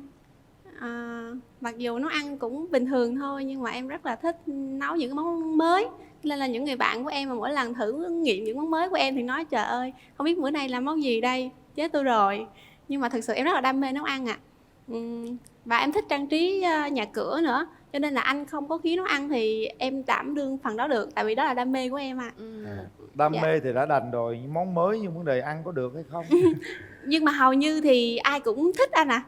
Dạ nên là anh đừng có lo cái phần đó. Nhiều khi bạn bè cũng nể nhau, lâu lâu làm lần nó khen chứ gặp chồng mà nấu món mới hoài chắc cũng mệt quá. Nhưng cái mà nào cái đó phần cái đó để cơm- Hưng thử hơn hả? Dạ, em thì em rất thích ăn. Dạ. Nghe bạn nữ nấu ăn giỏi thì dạ, em thấy là nghi mấy có người một điểm món tương mới đồng hoài rồi. lắm. Dạ. Vậy đó là ưu điểm của mình, còn khuyết điểm là gì hả Nhung? Dạ, khuyết điểm của em là có một phần ưu điểm đó là em thường quan tâm lo lắng cho người khác, và cũng là khuyết điểm, chẳng hạn như là khi mà em quan tâm những người nào đó nhiều, chẳng hạn như người thân, nhưng mà một số cái hành động mà hơi vô tư một chút thì em lại nghĩ em suy nghĩ cả ngày luôn, không biết mình làm có gì sai không, không biết người ấy có buồn với mình không, hay ưu tư á chị. Rồi chị hiểu Dạ. rồi, tức là dễ bị suy nghĩ Dạ, đúng bởi rồi, một cái dễ bị hành động suy nào nghĩ. đó của người khác. Dạ đúng rồi. Rồi khi mà em với lại một khuyết điểm đó là khi mà em quyết định lựa chọn một con đường nào đó để đi trong công việc hay sự nghiệp mà liên quan tới cuộc đời của em, thì em rất là khó bị tác động với người khác. Tức là nhiều người khuyên lắm, đừng có chỗ đó, chẳng hạn chỗ đó là vực sâu đó, đừng có đi vào. Nhưng mà em đã suy nghĩ rất là nhiều và em quyết định thì em cũng sẽ đi cái đường đó. Chừng nào em vấp rồi em mới phát hiện ra mình sai thì mới chịu lắm. Tức là luôn quyết liệt với lại quyết định của Quyết định của mình. mình đã quyết thì mình phải làm cho bằng được. Dạ, đúng rồi. Mình sẽ chấp nhận trước cái hậu quả, Dạ, là có đúng. thể là mình sẽ Chấp nhận rủi ro. thất bại, nhưng mình vẫn cứ lao vào, không sao, thất bại thì mới có thành công. Chị thích Dạ. cái tính đó của em, cứ quyết liệt mà đi thôi. Chứ cái đó cũng nguy hiểm lắm em ơi. Đôi khi biết sai vì cá tính mà tới luôn nó thất bại, hậu quả đôi khi nó cũng nghiêm trọng lắm nha. Dạ, Cái nhưng này mà phải tất xem nhiên lại. Nếu mà nhiều người góp ý mình dạ, cũng đúng. nên nghe người ta. Dạ, cũng như là cái việc mà em dạy học ở trong quận Bình Tân á, thì em quyết định em mở một cái shop thời trang túi xách. Thì có nhiều người ngăn cản, mặt bằng nè, lương giáo viên nhiêu đó, em mở ra mặt bằng thì em vượt hết, thì liệu cái lợi nhuận thu lại em có chấp nhận rủi ro là một tháng không có một cái bán được cái túi nào thì em sống bằng cái gì. Nhưng mà em suy nghĩ nhiều lắm và em quyết định em mở, và cuối cùng thì em mở được cái shop đó và em bán, học sinh và phụ huynh ủng hộ em cũng rất là nhiều ạ. Tức là em bán shop về sách, về cặp sách vở, ba lô thời trang á. cặp Dạ. sách vở, ba lô thời trang. Dạ. Rồi em đi dạy sinh vậy, em dạy cấp mấy Nhung? Cấp Dạ, 2 hay em dạy ba? cấp 2 ạ. Nếu mà trong quá trình đi dạy như vậy của mình đó thì có bị học trò cấp 2 đang ở cái lứa tuổi rất là nổi loạn ha, quậy, có hay chọc ghẹo cô giáo không? Chứ nhìn em rất là trẻ. Dạ đúng rồi chị, đây cũng là kỷ niệm đáng nhớ của em. Là lúc em năm đầu tiên em đi dạy luôn, là lúc đó là em dạy sinh học 8, mà cuối phần sinh học 8 thì có cái bài về cái chương về cơ quan sinh sản. Đúng. Thì học sinh thấy em trẻ mới nữa, giáo viên mới nữa, bắt đầu là hùa nhau chuẩn bị để tôi hỏi, để em nghe nói với nhau để tôi hỏi cái này cho cô, rồi các bạn cười lên nha. Rồi cứ hỏi cô, em vừa bước vào thì bắt đầu tủm tỉm cười rồi. Khi mà em viết cái tên bài lên á là các bạn cũng đã cười nữa. Sau đó thì có một bạn đứng lên hỏi cô ơi, cô bữa nay cô học bài cơ quan sinh sản, vậy cơ quan sinh sản là gì vậy cô?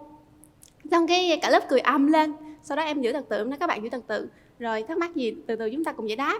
Rồi sau đó em mới yêu cầu là mỗi bạn sẽ lấy một tờ giấy ghi ra 3 câu hỏi mà các bạn thắc mắc về cái chương này. Chắc hẳn là các bạn sẽ đọc bài trước ở nhà rồi. Và sau đó thì gói lại và bỏ vào một cái thùng. Rồi để cái thùng đó ngay ở phía trên bàn giáo viên. Chúng ta học về kiến thức khoa học những cái cơ bản nhất và quan trọng nhất, rồi sau đó chúng ta cùng giải quyết. Và khi mà em giải về một cái sự khoa học về cái chương sinh sản á, thì các bạn giống như là tiếp thu một cách là rất là thích thú và hứng thú. Thì khi mà giải quyết xong rồi thì bóc từng cái câu hỏi các bạn ra, thì có những câu hỏi trùng với nhau và tự học sinh dựa vào kiến thức đã học và trả lời được. Và theo em thì cái điều mà em muốn ở đây á, là giáo viên thì để cho học sinh và những người lớp nhỏ nữa, cho đến con của chúng ta nữa, là hãy hiểu về cái cơ quan sinh dục đó cũng giống như cái bộ phận trong cơ thể của mình, như tay hay là mắt, mũi, miệng. Và khi chúng ta vệ sinh và chăm sóc mắt, mũi, miệng thì cũng chung chăm sóc những cái bộ phận đó như vậy luôn à. Dạ, cái đó là một cái điểm đáng nhớ của em. Thôi, chúc em qua em chỉ anh này nha. Ví dụ như cái câu hỏi mà học sinh hỏi em, có những câu nào nhạy cảm quá mức không hả Nhung? Dạ có ạ. Chẳng hạn như cô làm sao có thể sinh được em bé, hoặc là dạ cô chẳng hạn như rồi những câu hỏi đó thì khi mà học xong bài thì các bạn có thể tự trả lời được cho mình. Dạ, và trả lời theo một cách khoa học, không phải là cứ quan hệ tình dục là sinh em bé. Đó là cái việc sinh em bé là có việc linh thiêng, việc chẳng hạn như là duy trì nòi giống cách nghiêm túc. Và những người không may mắn sinh được thì chúng ta có những biện pháp thụ tinh nhân tạo hoặc là bằng cách nào để có thể được sinh được em bé. Và họ từ lúc đó thì học sinh có hiểu rõ hơn và cảm thấy là cái đó là một cái điều khoa học, mình không có đùa giỡn được. Hiện tại là em đang em đi dạy học vừa mới shop, em có chủ nhiệm lớp không? Dạ em có chủ nhiệm ạ. Bên đó đang học giờ sinh học hả? Tức là khi mà học sinh học á, khi mà là giáo viên dạy sinh học á, thì chị nghĩ là cái khả năng quan sát về cơ thể, về ngôn ngữ cơ thể của em sẽ rất giỏi hơn những người khác. Dạ. Tại vì chị cũng có là bạn cô giáo, là thầy giáo dạy sinh thì chị hiểu. Tức là nhạy bén lắm, đặc biệt là nhạy bén về giới tính, nhạy bén về phong cách, tức là họ có thể phân tích được trên gương mặt mình như thế nào. Đúng rồi chị. Lúc đó là cái lúc mà em đi học đại học, học về cái chương về cơ thể người và sinh lý người á, thì em lúc đó em học rõ lắm, đến nỗi mà nhìn một người nam thì em phân tích giống như cái bộ máy vậy đó. Ghê vậy? Đôi lúc mình không có lãng mạn giống như người ta. Tức là nhìn có thể phân tích được. Phân tích như một cái bộ máy. Em đợi chị xíu. Anh Linh, rảnh không? Qua nhà em chơi. Qua đứng hàng rào thôi nè. Qua học sinh học hả? Qua đứng phân tích nè. Anh tưởng đâu đang đi học em giờ ví dụ sinh như học. là em có thể phân tích về sao? Dạ, em... Ủa đừng nhìn anh phân tích gì sinh học nha. Về em ví dụ như nếu mà chào về cô sinh giáo học vậy thôi. Chào anh ạ. Dạ. Chào cô. Cái bộ phận sinh đẻ có kế hoạch như thế nào hả cô? Rồi em phân tích Rồi, đi. chào cô. Em phân tích theo những gì cô em đang nói nghĩ. người đàn ông như bộ máy là sao? Dạ, chẳng hạn như là khi mà tìm hiểu một người đàn ông á, thì em thường suy nghĩ là từ cái ngoại hình của anh này như thế nào, rồi mình mới tự nhiên mình suy ra, tự trong đầu mình suy ra hormone anh này mạnh hay là yếu, rồi suy ra được là anh này tính tình như thế nào, là từ cái cách đó luôn. Cô ơi, nhìn sao mình biết là Mạnh. sinh dục mạnh hay yếu cô? Dạ, ngay cái đặc điểm chẳng hạn như là ở nữ và nam thì có hai hormone. Thường một người thì có hai hormone luôn là estrogen và testosterone. Khi mà ở nam testosterone mạnh hơn thì có những cái đặc điểm như là lông chẳng hạn sẽ mạnh nhiều hơn nữ, rồi cơ bắp cũng sẽ khác hơn, và bộ xương của nam thì nó cũng sẽ khác bộ xương của nữ. Thường thì em phân tích như bộ máy là vậy anh. Bây giờ đơn giản thôi, nhìn anh Linh là mạnh hay yếu? Dạ anh em ví dụ như người ta nói á, giống như bình thường ta nói trời ơi, ai mà lông tay lông chân nhiều hoặc là lông nhiều tức là nhu cầu, tức là mạnh, đúng không? Thôi Còn thử không là coi yếu. tôi mạnh hay yếu. Trời ơi, lột áo kìa thì Tôi em thấy estrogen hay là testosterone ha. Dạ anh là nam thì chắc chắn là anh sẽ có testosterone mạnh hơn, và mạnh hơn chắc. nhiều hay không thì thiên về cái việc mà anh nam tính hơn hay là hơi dịu, hơi giống nữ anh là hơn. estrogen hơi nhiều đó. tức là nhìn em có thể phân tích được là cái phần liễu hay không liễu luôn. Dạ đúng rồi, nhưng mà cái này không chính xác 100% chị. Tại vì theo là giống như ngoại hình thôi. Nhưng mà sao em cứ lảng tránh câu hỏi của chị vậy? Còng lông, đúng rồi, vấn đề của chị là còng lông. Không phải còng lông, vấn đề của chị là anh Linh. Thôi em nói sợ anh Linh giận á. Nói đi. Thôi được rồi, nói đi em. Thôi được rồi, trong cuộc sống có những sự thật không cần phải nói ra. Không. Con bé nó sợ anh giận. Không có giận cứ nói đi, anh Thôi. giận ai chứ á. Nói là biết rồi. Cứ nói đi, anh yếu hay mạnh? Em có ý chút xíu nha. Anh đi giảm cân chút xíu. Thì cái đó phải rồi. Hơi mập thì cái vấn đề nguyên bộ máy nó sẽ liên quan tới nhau. Hơi mập thì nó sẽ không được khỏe mạnh cho lắm.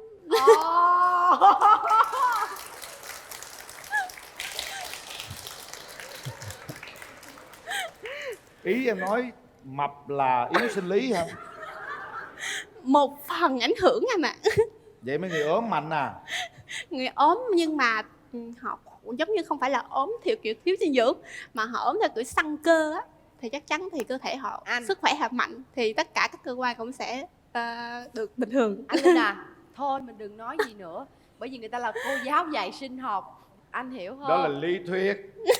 À, đó là lý thuyết hả? Thực hành nó khác. Đúng rồi anh. Dạ. Chưa chắc.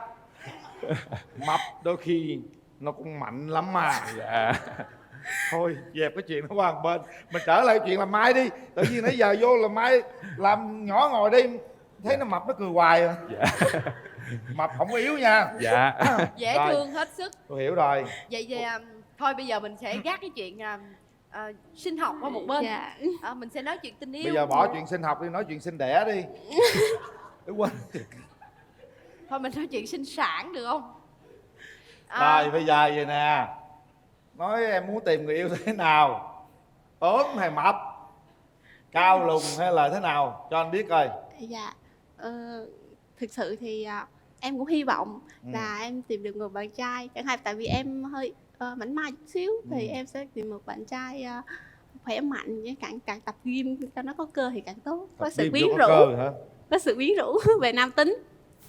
Mày không có cơ đi lắm. Rồi thực ra thì em cần một người chững chạc và thông minh, tại vì em cũng đôi lúc thì cũng có những cái không biết là cuộc sống có những cái gọi là va chạm thì em không giải quyết được, thì em cần một người tư vấn cho em. Vì thế cho nên em rất là cần một người thông minh và có tiếp xúc nhiều với xã hội á, giống như là một người thầy đối với em trong cuộc sống. Người là gọi là vững ngoài đời đó. Dạ ha? đúng rồi. Trải nghiệm ngoài đời. Tại vì em toàn là lý thuyết không à. Đúng rồi, em lý thuyết không mà mập. Cho nên em cần một người thực tế, hiểu biết nhiều. Em có mẫu hình lý tưởng nào không? Ngoại hình thì tại vì em cao cũng mét 65 thì 65. Dạ. Thì bạn trai cỡ mét 65 được rồi, trở lên được rồi. Ok. Dạ. Em có mấy mối tình rồi? Dạ hiện tại tới bây giờ thì em có 2 mối tình. Một mối tình là gọi là song phương, và một mối tình là đơn phương. Và mỗi mối tình thì kéo dài 2 năm. Vì sao chia tay? Mối tình song phương là tại vì người đó ở quê, em ở thành phố và em không chuyển được việc về, còn người đó thì không thể vào thành phố với em được, thì bắt buộc thì hai người phải cho hai người có lối đi riêng. Anh có mập không? Anh nó không mập đâu. Thì được rồi. Vậy là em muốn tìm một người lý tưởng như thế. Bây giờ bên kia đưa tiêu chí mình có được không? Dạ, đảm bảo hết anh. Đảm bảo đúng không? Dạ. Thôi, cô giáo dễ thương lắm. Dạ. Nhung, dạ. Nãy em có nói là em đã từng yêu xa đúng không? Tức là ở ngoài quê, dạ, và em ở đây. Thì nếu như hôm nay cả hai bạn có duyên với nhau nhưng lại yêu xa thì sao? Tại vì vẫn là một người ở Bình Thuận, bạn kia ở La Ghi để kinh doanh, để quản lý quán cà phê, em lại ở thành phố Hồ Chí Minh và đi dạy học, lại yêu xa một lần nữa thì em nghĩ sao? Thật sự thì nghe bạn nói là bạn ở Bình Thuận thì em thực sự cũng sợ cái vết xe đổ lần trước, là mình có tình cảm nhưng mà mình không đến được với nhau. Được rồi chị, để coi thử là cái sự nếu như mình giải quyết nằm ở nhà trai như nào ha, chàng trai ơi. Dạ, chào chị. Bây giờ là cũng ở xa, một người ở thành phố Hồ Chí Minh, dạ, một người ở Bình Thuận. Dạ. Thì bây giờ nếu như Nhung đồng ý về Bình Thuận với điều kiện là em có thể là lo việc làm, xin dạy ở một cái trường nào đó Bình Thuận cho Nhung, thì em làm được không? Dạ, em sẽ cố gắng hết sức và em nghĩ là có thể được ạ. Có thể được hả? Dạ. Em trải qua mấy mối tình rồi? Dạ, em thì em đã từng trải qua 2 mối tình. Dạ, mối tình thứ nhất thì em vừa học vừa làm ở đây, thì quen một bạn nữ đó trong một cái trung tâm, rồi nói chung là hai tụi em cũng có nhiều cái kỷ niệm lắm, nhưng mà khi mà sau này thì hai tụi em là cãi nhau, rồi có một số cái bất đồng quan điểm, cho nên là cuối cùng là tụi em là quyết định chia tay. Vậy có Dạ. mối tình thứ hai? Còn mối tình thứ hai thì nó cũng nó ngắn hơn. Thì em quen với bạn đó thì cũng yêu xa rồi, cuối cùng thì bạn nữ đó đi du học và có định hướng ở lại bên đó luôn, cho nên là dạ tụi em cũng là quyết định là Cái chia mối tay. tình đó kết thúc cách đây bao lâu rồi em? Dạ cũng hơn 2 năm rồi. Hơn 2 năm. Dạ. Vậy hơn 2 năm qua có ai em có thích ai hoặc là có ai thích em không? Dạ hơn 2 năm qua thì nói chung cũng có để ý một số bạn, nhưng mà cũng do em rất là ngại thể hiện, cho nên là cũng chưa có quen được ai. Và bạn bè em thấy vậy cũng chọc ghẹo em ghê lắm, cho nên là Chọc ghẹo em sao cưng? nói em là không có quen gái, thích quen trai, cho nên là hôm nay là em phải quyết định tham gia chương trình này để chứng tỏ cho bạn em thấy, và để kiếm một cái mối tình phù hợp với mình. Dạ. Ai chọn màu áo này cho em? Dạ em chọn. Sao em lại chọn màu hồng? Dạ em chọn màu hồng để cho tạo cái sự ấn tượng với bạn nữ, là thấy cái tính em hiền để bạn chọn. Bạn nữ của chị là cô giáo dạy sinh học, đợi chị xíu. Em ơi, bạn nam chọn áo màu hồng, vậy thì cái gì hồi nãy em nói đó, 2 cái đó. Dạ, testosterone có mạnh hơn estrogen hay không? Dạ. Thì em nghĩ đi, màu sắc anh ấy chọn màu hồng. Thực ra thì đa phần chúng ta đều thích màu hồng. Tại vì khi trẻ sinh ra là đã có một cái sự ấn tượng là thích màu hồng rồi. Có lẽ là tâm hồn của anh ấy thường Như một đứa trẻ. Không, Nên anh là thích màu hồng. rất là thoải mái và dễ thương. Em nghĩ là vậy. Màu hồng là màu nam tính số 1 đó mà. Phải không anh? Chà, anh chọn màu hồng, màu áo. Ngay cả cái món quà anh chọn cũng hồng. Ráng nghe cưng. Dạ. Lần chuyến này đi là phải đem bạn gái về để Dạ. cho bạn bè xung quanh mình không có chọc nữa. Dạ đúng Biết rồi. ta chọc mình, đi bạn của hèn hòn chọn áo màu hồng. Thiệt sự rồi. Dạ. Bây giờ chúng ta sẽ giao lưu với người thân. Nhung, hôm nay em tới tham gia chương trình đi với ai? Dạ em đi với lại ba mẹ em từ ở quê vào, và có anh trai em, và có mẹ nuôi của em nữa ạ. Và anh trai đồng mẹ nghiệp, nuôi. có cô hiệu phó của nhà trường. Dạ. Và có các chị và các cô đến ủng hộ em ạ. Lực lượng đàn gái đông đảo quá nhờ. Dạ. Xin chào cả nhà đàn gái. Hai MC Quyền Linh với Nam Thư. Dạ, con chào Tôi chú. là bố của Nhung. Dạ. Xin chào tất cả khán giả có mặt và coi xem chương trình truyền hình hôm nay.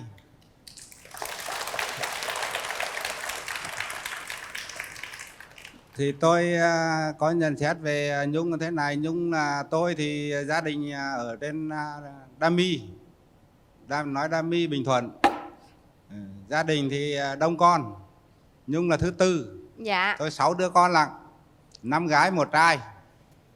Hiện nay là đây là mẹ của Nhung. Dạ. Hiện nay 2 ông bà ở nhà làm nông thôi. Dạ. Còn Nhung thì từ nhỏ là ở tôi thì nhà trường xa, cho nên là học lên cấp 3 là đã phải thuê nhà trọ ở Ma Lâm á. Nói Ma Lâm thì đừng trai và mọi người đây biết là học và đi dạy thì ở thành phố. Dạ.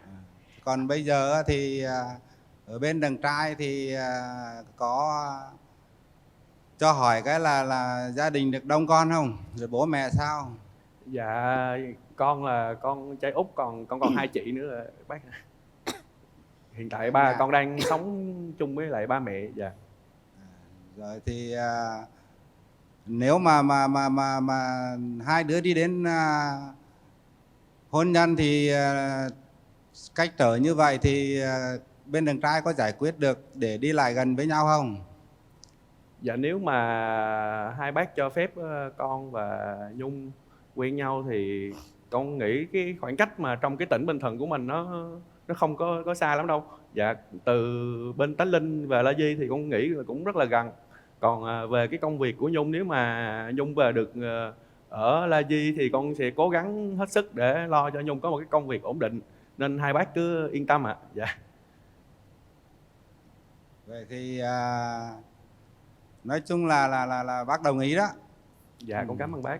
Dạ. 2 đứa là lên đây cũng là cái duyên, thì cho một cái cơ hội để tìm hiểu và đi sâu hơn. Rồi.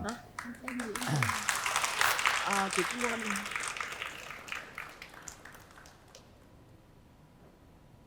Alo.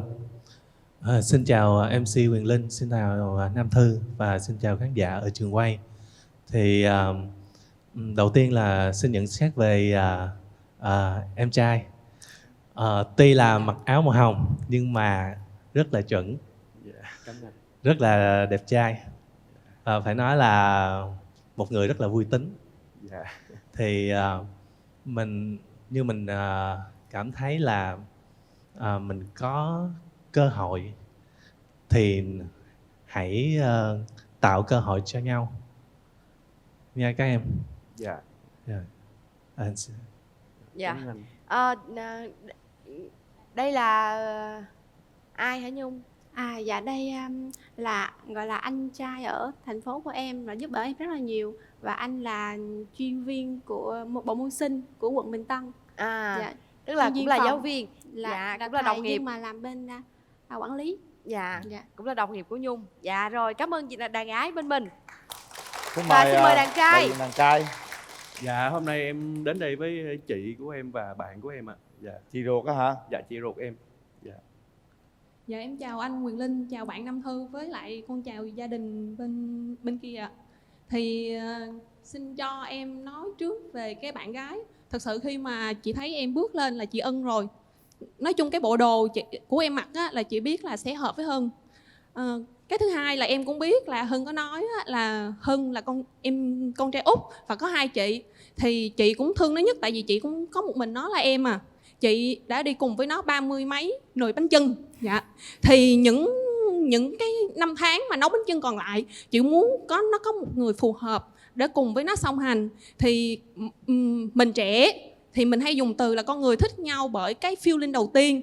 Thì đối với em thì cái feeling đầu tiên khi mà thấy em ra, thấy em nói chuyện, thấy em chia sẻ, và kể cả gia đình em chia sẻ, là chị thấy rất là phù hợp với lại em trai của chị. Hay Em quá. cảm ơn chị ạ. Cảm ơn đàn trai. Bây giờ thì tụi em đã nghe hết mọi người góp ý, bây giờ nói chuyện vui qua lại hết rồi, cũng cảm nhận về nhau rồi. Quan trọng vẫn là cái ánh mắt đầu tiên, cái feeling đầu tiên nha. Cảm nhận có rung động hay không? Dạ. Mở rào.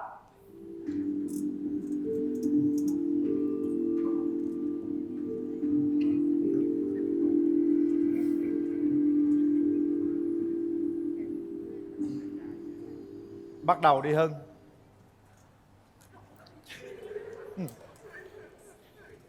Chào em. Dạ chào anh. Anh tặng em món quà nhỏ. Dạ em cảm ơn. Rất vui được gặp em. Chưa đứng đó, Hưng đứng đó. Dạ. Em có món quà tặng anh, là đáng lẽ em vẽ một bức tranh tặng anh tại vì em thích vẽ mà, nhưng mà em đóng khung không có kịp. Dạ, cho nên là em mua một cuốn sách này nói về 101 cách để mà duy trì và giữ cho tình yêu bền vững và phát triển ạ. Em mong là nó sẽ giúp ích cho anh. Anh cảm ơn em. Cái tranh anh nhận sao cũng được. Dạ. Ngồi đi Nhung. Ông ấy cho em bấm nút luôn đi anh. Hả? Ông ấy cho em bấm nút luôn đi. Cho nút luôn hả? Em ơi. Dạ. Cái này là cái gì vậy? Tặng gì vậy? Dạ em Mở ra chia được sẻ không? một xíu về món quà. Em tặng cho Nhung một thỏi son, là muốn cho đôi môi của Nhung lúc nào cũng mềm mại. Dạ, và tặng cho Nhung thanh sô cô la để chứng tỏ là cái tình cảm của em nó lúc nào cũng ngọt ngào như thanh sô cô la này vậy. Dạ, cảm ơn anh. Tặng khéo léo sô cô la với son. Ăn sô cô la vô mà có Thực ra thì đánh son. Thực Em ra ơi. thì mong muốn của một người phụ nữ nào cũng vậy, là đều ao ước là được chàng trai tặng một thỏi son. Cho nên là em rất là thích cái món quà này. Cảm ơn em. Đó là mong ước hiện tại thôi. Còn thực sự mong ước lớn hơn của một người phụ nữ nữa là được một chàng trai tặng luôn một bộ đồ make up trang điểm, hiểu không? Chứ không chỉ là thỏi son. Kinh Son nghiệm bình ha. thường em đừng có mơ ước đó em ơi. Không lẽ cả cuộc đời nó tặng son hoài hay sao? Mơ ước cái lớn hơn ha. Em đừng nói vậy, đừng nói vậy. Vậy em muốn nói lại không? Mong ước của lớn nhất của một phụ nữ không chỉ là son, cũng là sờ nhưng mà đổi qua xoàn, hộp xoàn chứ đừng có cái son. Đùa vui tí thôi. Em nhìn đàn trai ngay từ lần đầu tiên thì em cảm nhận như thế nào? Em có muốn test thử cái độ gì đó, 2 cái gì đó em? Chị quên rồi. Trời đất ơi, giờ dạy sinh học nữa hả? Dạ. Phải test chứ. Dạ. Tại cô giáo mà. Rồi em nhìn em đang phân tích gì không? Dạ em thấy anh thật thà. Thật thà. Nó hơi mập đó em. Anh Linh kỳ quá. Anh Linh rất kỳ luôn á. Ai biểu nãy chê tôi mập làm chi? Mấy người mập yếu sinh lý á. Trời ơi là trời. Nãy nói tôi vậy tôi nhắc hoài à. Em Nhưng mà em Đứng cao lên. anh, nhưng mà em cao anh. Dạ. đứng lên. Nhung đưa chị mượn quà nha, chị giữ cho. Rồi mình test đi. Mình kiểm tra đi, chứng minh cho anh Linh thấy anh Linh nói sai. Nó hơi có bụng đó. Dạ thôi được rồi ạ. Được rồi hả? Tức là nhìn thôi mà cũng có thể test được hả? Tức là cẩn thận nha. Dạ. Cô Nhung của chị là nhìn xuyên thấu được luôn á. Cái gì nữa không? Dạ Đúng không em? cô Nhung là về môn sinh cho nên là cô Nhung nhìn là cô Nhung biết rồi. Dạ, cho nên không cần phải Chào cô đi, chào cô đi. Dạ. Chào cô Nhung. Chào em. Rồi thôi, hai đứa ngồi xuống mình nói chuyện tâm sự với nhau Tự đi nhiên ha. đưa vô kiểm tra rồi nó kiểm tra bộ phận sinh sản nữa mệt. Thôi nói chuyện tình yêu đi. Hồi đó anh học sinh cũng yếu lắm thì chắc nhờ em sau này bổ túc lại cho anh. Ủa giờ ví dụ như bổ túc mình học lại sinh cấp 2 làm cái gì? Dạ không, bổ túc để hiểu thêm về cái Dạ. Dạ có duyên thì em sẽ chắc chị chắn là em có nhiều duyên rồi.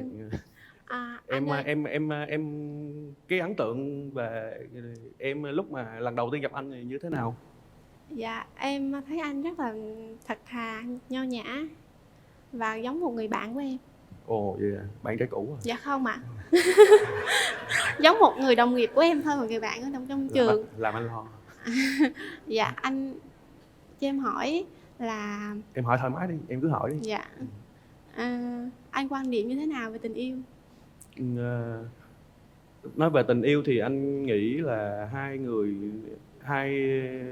cùng một cái suy nghĩ rồi chia sẻ một cách là coi như là cởi mở với nhau, không? Mình không có phải giấu giếm với nhau điều gì, không? Trong cái cuộc sống thì mình mỗi lần mà có cái vấn đề gì thì hai bên nên là cùng nhau là ngồi lại giải quyết một cách là thật là nghiêm túc đó, để cho tránh là mình những cái xích mích mà không đáng rồi nó xảy ra thì từ đó nó sẽ tổn thương dần dần, thì anh nghĩ là vậy. Dạ em cũng suy nghĩ là khi mà xích mích thì mình nên ngồi lại, cũng có thể là cãi vã, cũng có thể là to tiếng. Đúng nhưng rồi. mà đừng có bỏ đi. Đúng. Thì mình sẽ không có giải quyết vấn đề ở đó. Cuộc sống mà. Dạ. Bây giờ mình nói thêm về vấn đề yêu xa nè. Dạ. Rồi mình sẽ gặp nhau như thế nào, rồi hẹn hò ra sao, kế hoạch tương lai như thế nào, khi mà bao lâu chúng ta có thể tiến tới hôn nhân với nhau, và sau khi tiến tới hôn nhân với nhau thì kinh tế trong gia đình như thế nào, con cái ra sao. Các bạn chia sẻ thẳng thắn đi. Hiện tại thì cái phương tiện di chuyển từ La Di vào thành phố nó cũng là có rất là nhiều, cách nhau cũng chỉ có 100 mấy cây số thôi. Thì anh nghĩ là anh có thể là cuối tuần em nghĩ anh có thể là vào đây thăm em, hoặc là em có thể là về La Di thì về La Di chơi rồi tắm biển đồ này nọ đó. Hoặc là anh có thể là cùng em là về bên gia đình trên kia chơi, thì cái thời gian của anh cũng thoải mái đó. Còn về cái công việc của em, nếu mà chúng ta mà có thể tiến gần hơn thì anh sẽ cố gắng lo cho công việc em ổn định trước khi kết hôn. Còn về cái kinh tế thì hiện tại thì nói chung gia đình anh rất là thương anh, cho nên là ba mẹ anh cũng đã cho anh là có nhà riêng rồi, cho nên là em không phải lo về cái điều đó. Anh hiện tại là anh đang quản lý cà phê, nhưng mà anh có cái định hướng cho cái tương lai, nếu mà anh mà có gia đình rồi ấy, thì anh sẽ mở riêng một cái quán cà phê cho mình để kinh tế nó được ổn định hơn, để sẵn sàng để chào đón những đứa con của mình. Em cảm ơn. Một con đường tương lai rất là cụ thể đó. Cụ thể, rõ ràng. Không, giờ hồi nãy em mặc áo hường là chị còn ghẹo ghẹo, còn giờ nghe chia sẻ chị thấy em hết sức là đàn ông. Đúng rồi. Dạ. Nó chia sẻ xong thấy tương lai cũng một màu hường đó. Cái áo em không liên quan tới tính em đâu chị. Rồi mình nói chút xíu về quan điểm con cái với hai bạn. Dạ em muốn hỏi anh là anh suy nghĩ như thế nào về việc vai trò của người vợ và vai trò của người chồng trong một gia đình và đối với con cái? Em hỏi thì anh thấy em là người rất là sâu sắc. Về người vợ thì anh nghĩ là như em chia sẻ, em biết nấu ăn ngon thì đó là một cái điểm mạnh của em rồi. Thì nói về người vợ thì sau lưng người đàn ông thành đạt thì luôn có là bạn thấy người phụ nữ. Thì anh nghĩ vậy, thì nếu mà một người phụ nữ mà biết quán xuyến được hết những cái việc trong gia đình, một người phụ nữ mà chín chắn có thể là lo toan mọi việc, thì là cái gia đình nó sẽ hạnh phúc hơn. Còn về người đàn ông thì cái trách nhiệm của người đàn ông thì phải gánh vác cái gia đình của mình rồi. Còn nói về con cái á, thì con là do trời sinh, cho nên là bản thân anh á, thì anh hơi thích con gái hơn. Nhưng mà nếu mà con gái con trai thì đều là con của mình, không quan trọng, anh nghĩ vậy. Mà nếu mà đẹp á, thì anh nghĩ là con gái đầu lòng và con trai thứ hai là sẽ rất là đẹp, anh nghĩ vậy. Cô giáo ơi, mình vận dụng chuyên môn xíu. Rồi với cái giao diện tướng tá này thì ví dụ nhìn vô là trai gái, xinh trai hay đầu lòng hay gái đầu lòng hả cô giáo? Không, thực sự thì xinh trai xinh gái thì em là môn sinh, thì em có cách để canh được. Rồi. Quá hay. Quá hay. Anh cũng giới thiệu sơ về anh trước khi anh về, tại lúc trước là anh cũng ở trong thành phố, anh học đại học trong đây, thì anh học về thể dục thể thao, nên em cứ yên tâm về điều đó. Rồi, vô đẩy thuyền vô đúng luôn. Em học thể dục thể thao, em học bộ môn gì? Dạ em học chuyên về điền kinh, cho nên là về cái điểm mạnh của em thì tất cả các môn thể thao thì hầu hết em đều chơi được. Dạ. Em học mạnh nhất về điền kinh. Dạ. Vậy là chạy giỏi. Dạ. Chạy nhảy giỏi. Trước giờ có hay bỏ chạy không cưng? Dạ không đó. Không đối diện chứ không bỏ chạy. Dạ. Hay quá. Dễ thương hết sức. Rồi, nãy giờ mình chia sẻ, mình nói chuyện như vậy thì chị nghĩ là cả hai đã có cảm xúc về nhau, hiểu về nhau và hiểu thực sự là mình nghĩ gì về người đó rồi. Bây giờ mình nói ngắn gọn thôi, cảm nhận về nhau, sau đó chúng ta sẽ tiến hành bấm nút. Em nói trước đi. Dạ. Em có cảm nhận như là anh rất là chân thật và rất là gần gũi. Dạ. Anh chia sẻ xíu về anh suy nghĩ tuy anh mới gặp em thôi, nhưng mà anh cũng có cái cảm giác là mình đã gặp nhau là từ lâu lắm rồi. Thì anh hy vọng là mình hãy là cho nhau một cái cơ hội để anh dùng cái thời gian để có thể là chứng minh cho em thấy cái sự chân thành từ anh. Thì anh hy vọng điều đó. Hay. Dễ thương. Qua câu chuyện vừa rồi thì anh thấy một cô giáo rất là chững chạc. Đây lại càng chững chạc hơn nữa. Anh không ngờ em có những cái suy nghĩ sâu như thế. Dạ, thật sự là anh nể em đấy. Dạ, cảm ơn. Một cái chàng trai còn rất trẻ nhưng đã có một cái kế hoạch rất là cụ thể.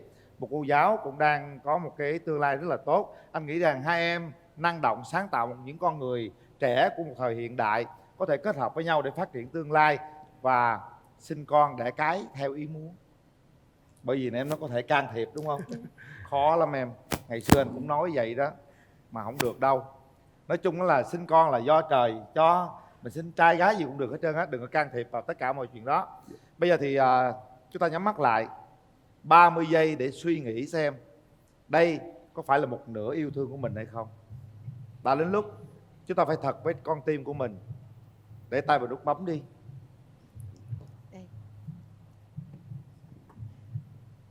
Nút bấm là của chúng tôi, quyết định là của các bạn. Thật sự cảm giác đây là một nửa yêu thương hẳn bấm nha. Chuẩn bị. Trời ơi. 3 2 1. Hết thời gian.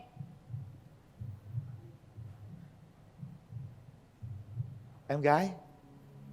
Mời Nhung. Em không bấm. Em có thể chia sẻ lý do không? Có thể là anh buồn, nhưng mà em nghĩ là chúng ta không phải là một nửa của nhau. Em để dành người phù hợp với mỗi người hơn. Anh tôn trọng quyết định của em. Cho em ôm anh một cái để là giống như là anh trai. Rồi, cảm ơn em nhiều. Em gái. Một câu chuyện thế này nè, anh bất ngờ quá. Anh rất là bất ngờ trong câu chuyện này. Em nói là mình chưa phù hợp với nhau, chưa phải là một nửa của nhau. Em có thể cho anh biết một chút lý do? Bởi anh rất là bất ngờ về câu chuyện này. Dạ.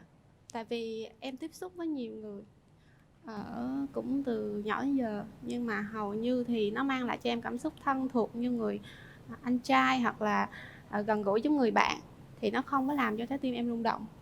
Còn khi em gặp mà người em muốn quen thì nó sẽ cảm thấy hồi hộp, rung động và có gì đó cuốn hút hơn. Nhưng mà cái đó em cảm nhận. Em cảm nhận cảm xúc của em. Tại vì em là con người sống nội tâm. Em rất là quan trọng về tình cảm. Chị tôn trọng quyết định của em. Một cái kết hết sức là tiếc nuối, đầy Dạ. tiếc nuối. Với lại là một nửa nữa là em sợ vết xe đổ của mối tình trước, là hai người ở hai nơi và không thể nào chung Đừng một lo con đường. sợ điều Em đó. ơi, em ơi, đừng bao giờ nghĩ là cái lần đó nó xảy ra rồi thì nó lần xảy ra nữa.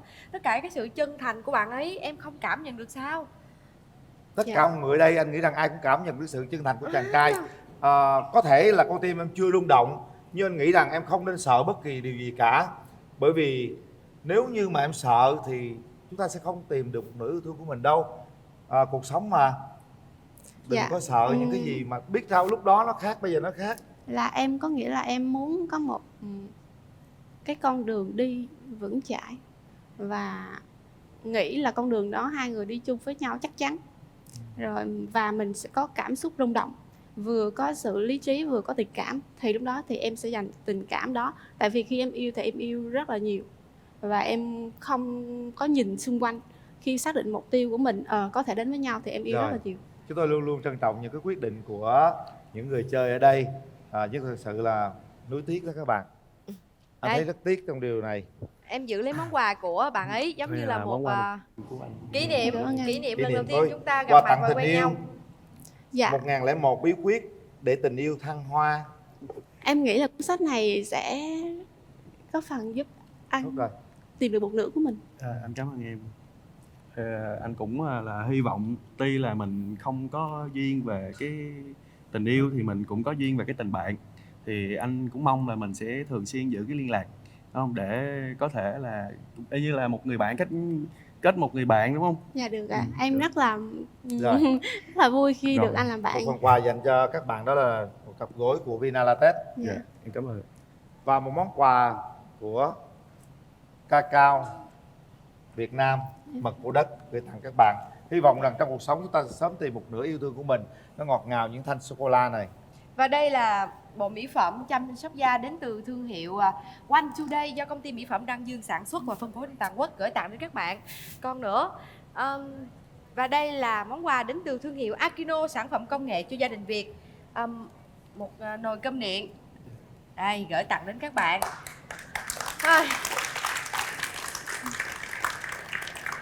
Thật là đáng tiếc nhưng cảm xúc thì không thể cưỡng cầu được. Dạ, Một lần nữa cảm ơn các bạn đã đến và tham gia chương trình. Chúc cho em sẽ sớm tìm được hạnh phúc của mình. Và em cũng vậy. Dạ. Cảm ơn các bạn. Xin mời. Cảm ơn. Khoảng 1 tới 2 năm. 1 tới 2 năm. Dạ. Làm dâu được không em? Dạ em làm được. Để chị hỏi nha. Chào Dạ, em. dạ. Em nghĩ là khi nào mình tiến tới hôn nhân được? Dạ em thì là khi nào hợp thì có thể là nửa năm hoặc 1 năm. Nửa năm 1 năm, Hoặc nhanh là dữ. trễ hơn một chút cũng được, tại Em mình đã- phải qua quá trình tìm hiểu. Em chuẩn bị mọi thứ gì cho đám cưới chưa? Có chuẩn bị được Dạ gì chưa? thì em thì có hết rồi chị, chỉ còn đứa bạn gái vậy thôi. Có cái gì mà có hết? Dạ thì nhà em thì công việc ổn định, nhà cửa có hết, còn có hết. Nhà cửa ở đâu? Ở với ai? Ở với ba mẹ, mà có mình em thì sau này về thì cất riêng một căn hoặc là ở chung cũng được. Cất riêng căn, cất ở đâu? Chị chắc ở gần gần đó chị. Có đất chưa mà cất? Dạ có luôn rồi chị. Ở đâu vậy? Ở khúc nào vậy? Dạ ở khúc Đá Ba Chồng Quán đó chị. Đá Ba Dòng Định Quán, chỗ chắc đất nhiều mà phải không? Đất rộng đúng không? Dạ đất rộng nhưng mà người cũng đông chứ. Thôi vậy cũng được. Nhưng mà dạ tỷ thí dụ giờ mình đi làm rể được không? Dạ chứ không chị ơi, tại vì nhà em có một mình em là con trai. Chứ nếu Vậy? làm gái thiệt thì em đi ra miền Trung rồi chị. Rồi nếu như vậy thì là coi như mình là hiện giờ là con một ở với ba mẹ đó. Dạ đúng rồi. Vậy thì trước khi đi mẹ có dặn dò gì không? Kiếm con dâu tương lai như thế nào? Mẹ chỉ nói là chỉ cần biết quan tâm chăm sóc này là được. Có đặt ra tiêu chuẩn mẹ có dặn là kiếm người như thế nào không? Dạ là mẹ nói là chỉ cần biết nấu ăn, về nấu ăn cho gia đình ăn là. Biết nấu ăn không em? Dạ em biết nấu nhưng mà không được ngon. Kệ, nghĩa là mình có lòng mình nấu được rồi. Dạ. Rồi vậy là chuẩn bị mọi thứ rồi ha. Dạ. Rồi có mẹ có dặn tuổi tác rồi có chiều cao vóc dáng cân nặng gì không? Dạ thì cái đó thì mẹ dặn là phải người thấp thấp thôi chứ không có cao. Nhưng mà em cũng thích như vậy tại vì Sao hai mẹ lý do con là giống vậy. nhau vậy? Dạ. Phải thấp mới được hả? Dạ. Người ta tốt hết rồi, người ta hơi cao cũng không được hả? Hơi cao thôi chị. Còn cao quá thì không được. Cao 1m8 chứ nhiêu? Thì em 1m83 em hơn người ta rồi. Dạ em chào chị Cát Tường. Em chào anh Quyền Linh. Chào Chào bạn em. nam bên kia. Chào tất cả quý vị khán giả. Em tên là Lê Thị Thanh Trúc. Em năm nay 23 tuổi. Em đến từ Tiền Giang.